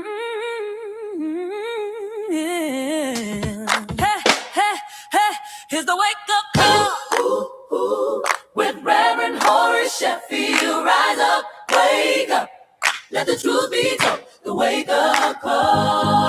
There you go. There you go. There you go. Hey. If I was James Brown, hey.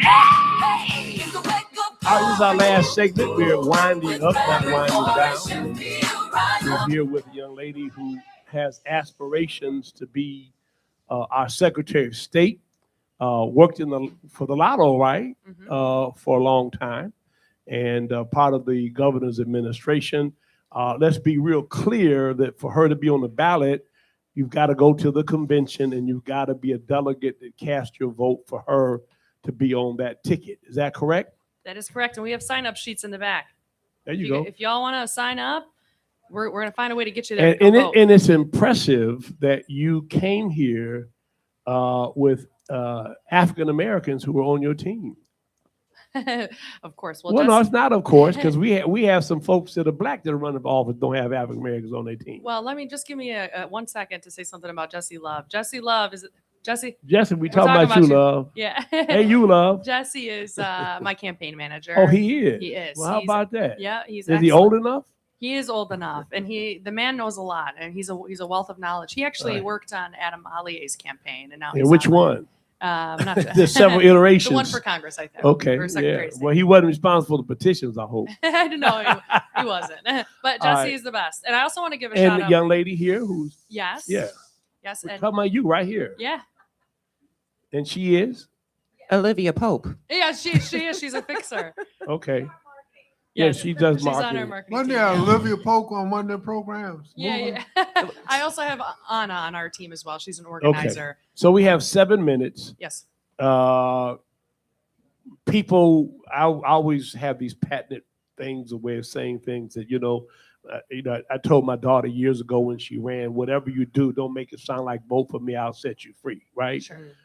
What specifically is it that differentiates you from everybody else? And is it the cardinal, seminal reason why they should go to that convention Sure. and nominate you? Yeah.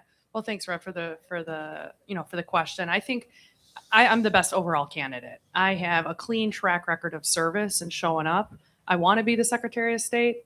I'm the only lawyer in this race, and I think with what's happening as it relates to our elections, we're going to need somebody strong to push back against Trump where it matters most, which is in the court of law, but also in the court of public opinion. Taken on bullies before, I'm ready to do it again. I also am the only statewide executive in this race, having overseen the Lottery Commission, which is a multi-billion-dollar enterprise. It's got 8 regional offices, over 200 employees. It's akin to the Secretary of State's office. It's forward-facing to the public. And then I also worked in a number of capacities for the governor. She called me her wolf from Pulp Fiction one time because I get the job done. But during my time as deputy legal counsel under the governor, I handled emergency management. So I worked the meeting of the electors in 2020. And so we're going to need somebody who has statewide emergency management experience, legal experience, as well as executive experience to get the job done, to protect our voice and our vote. And just to be real, like the other candidates, I don't think have my campaigning skills from fundraising. In the first 3 weeks of this race, we raised over $300,000. No corporate PAC money, no utility money. And I'm going to give us the best chance to win in November. Yeah. I don't have any baggage. I want to be here. And this is not a consolation prize for me. I show up, I deliver, and I want to fight for everybody in this room and all over the state of Michigan. So quickly give people how they can contact you to support you, because you need everybody in this room. That's right. To sign up for the Democratic Party. That's number one. You've got to become a delegate. Yes. Or a member of the party, actually, which makes you a delegate to the convention. And what do you want them to do? How can they reach you? Yeah. Well, you can reach out, SusannaShrelly.com. There's also Spell that. Yep. SuZannanASHKRELI.com is our website. But then we also have a Commit to Vote for Susanna webpage, vote.susannashkreli.com. SuZannanASHKRELI. It's a mouthful, but it'll be on our wake up call pages. Yes. And look, I'm telling everybody that we want this to be fun. And conventions past, I don't know how people are treated, but I'm a proud Albanian There've been some American. contentious conventions. Listen, I'm a proud Albanian American. Hospitality is number one to us. We're going to have fun that day. Yeah. We're going to have music. We're going to have food. It's going to be a great time. And we'd love to have you on the team. Jessica can get you signed up. You can also do it online with vote.susannashkreli.com. We need you. All Mr. right. Tux, I see you.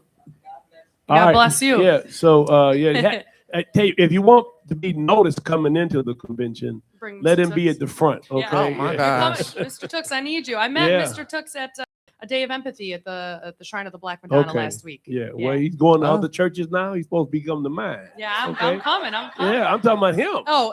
Yeah, he sits in the back of the room, I'm in sorry, the back Mr. of our church, and everybody can hear him. I threw you under. I'm sorry. Everybody can hear him. Yeah. Amen. Yes, go ahead, Sabrina. Mr. Tux is an incredible community member. He is everywhere. We never there. Okay. He is all over the place.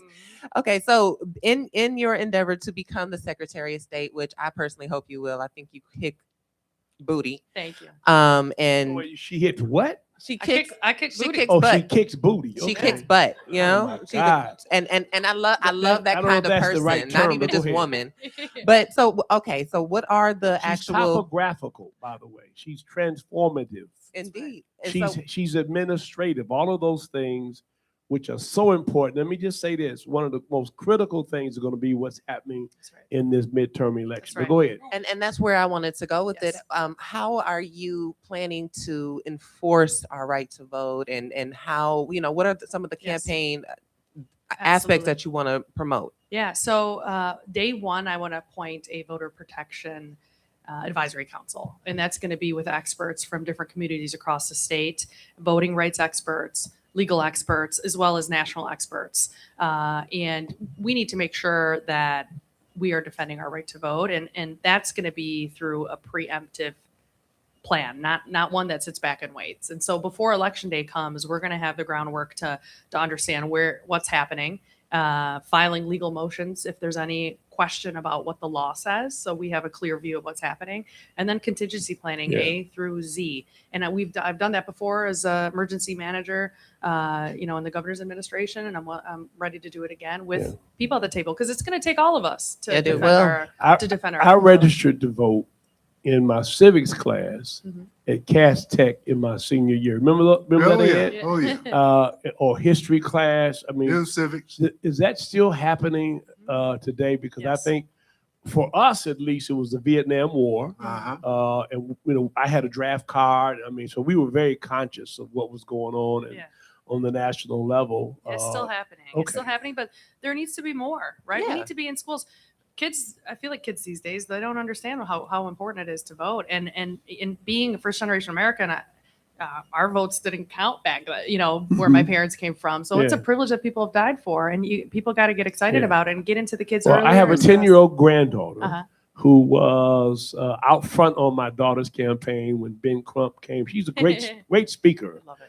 And we have a little thing that we do here that she's recorded. This ain't no joke. You got to vote. That's right. At 10 years of age, No this ain't no joke. You got to vote. That's right. And so, being that you are the custodian of that, how do you convince people? And I mean, and by the way, telling people that this is for somebody else doesn't work. People vote out of their self-interest. How do you get that message across? Yeah, well, I think that example that you just highlighted, right? Creating ambassadors within known communities, people that are respected, like Mr. Tux, for example, right? I mean, it's people are going to listen to people that they know and they trust first and foremost. And then it's just really educating people earlier on with mock elections, getting folks to volunteer, finding a way to get to the kids, like even if it's like, how can we get Mr. Beast to talk about elections, right? I mean, he's out there talking to this whole generation on YouTube, and it's like, how are we engaging them at that level? So there's a number of things that we can do. I think pouring money into it through the Secretary of State's office, through stakeholder groups, advertising about it, getting the word out is important. Yeah. Ed, you have the last question. This is your elevator speech. Yes. Okay. You're running for office for this election November. Correct. Convince the people that what kind of buffer or how important it is going to be for you to be in office in preparation for 28. Absolutely. Our Constitution, our right to vote, is literally on the line. We have a president who says all sorts of stuff about nationalizing elections, coming to the state, taking them over. We have a Constitution we have to protect. And so I have been in positions in my career where I have stood up for people who didn't have a voice or needed a stronger one. And that's what I want to do for this community. That's what I want to do for this state. So please trust in me. I will work for you. I will be accessible, not only to protect our vote, but to make sure that you have the services that you need everywhere you turn. And so I'm looking for your support at the convention, looking for your support in November. You know, I'm honored to be in this race. And Rev, I'd love to have your endorsement. Yeah, we're working on that. You know, I mean, we'll see what happens. But I think the theme song with Cedric coming into the convention will be "I'll Be There" by Michael Jackson. I'll be there. You know, right? Look at him. He already got his thing going. So we're so glad to have you. So glad all of you joined us here today. We got more concert tickets will be given away. Chantel is left, but we know on what's the date? Can you pull that up for the clothes and food giveaway real quick, Lakia? Isn't that a beautiful photo there? Yeah, it's been voted the nicest one. So this is that, and these are the events you've got to come to, by the way. All right. We've got a ton of new clothes and shoes and purses and food. March 28th and 29th from 10 a.m. to 2 p.m. at our administrative office at 16501 Wyoming. You don't have to register. Pull up also the one for the help with utilities because that's coming up April 1st. April 1st, the moratorium is lifted on seniors and others who have not had your electricity and gas cut off, but after April 1st, they can do that. But you have to make an appointment. You have to call 800-866-8429, 800-866-8429. What's the website right there, Sabrina? Right at the bottom left. Oh my goodness, I'm trying. Right at the bottom left in the green. It's thawfund.org. What is it? Thawfund.org. Thawfund.org. Get an appointment, but you can also come up and get help with so much more. Remember, never ask anybody to do for you what you're unwilling to do for yourself. See you next week. And Detroit, as always, we love you.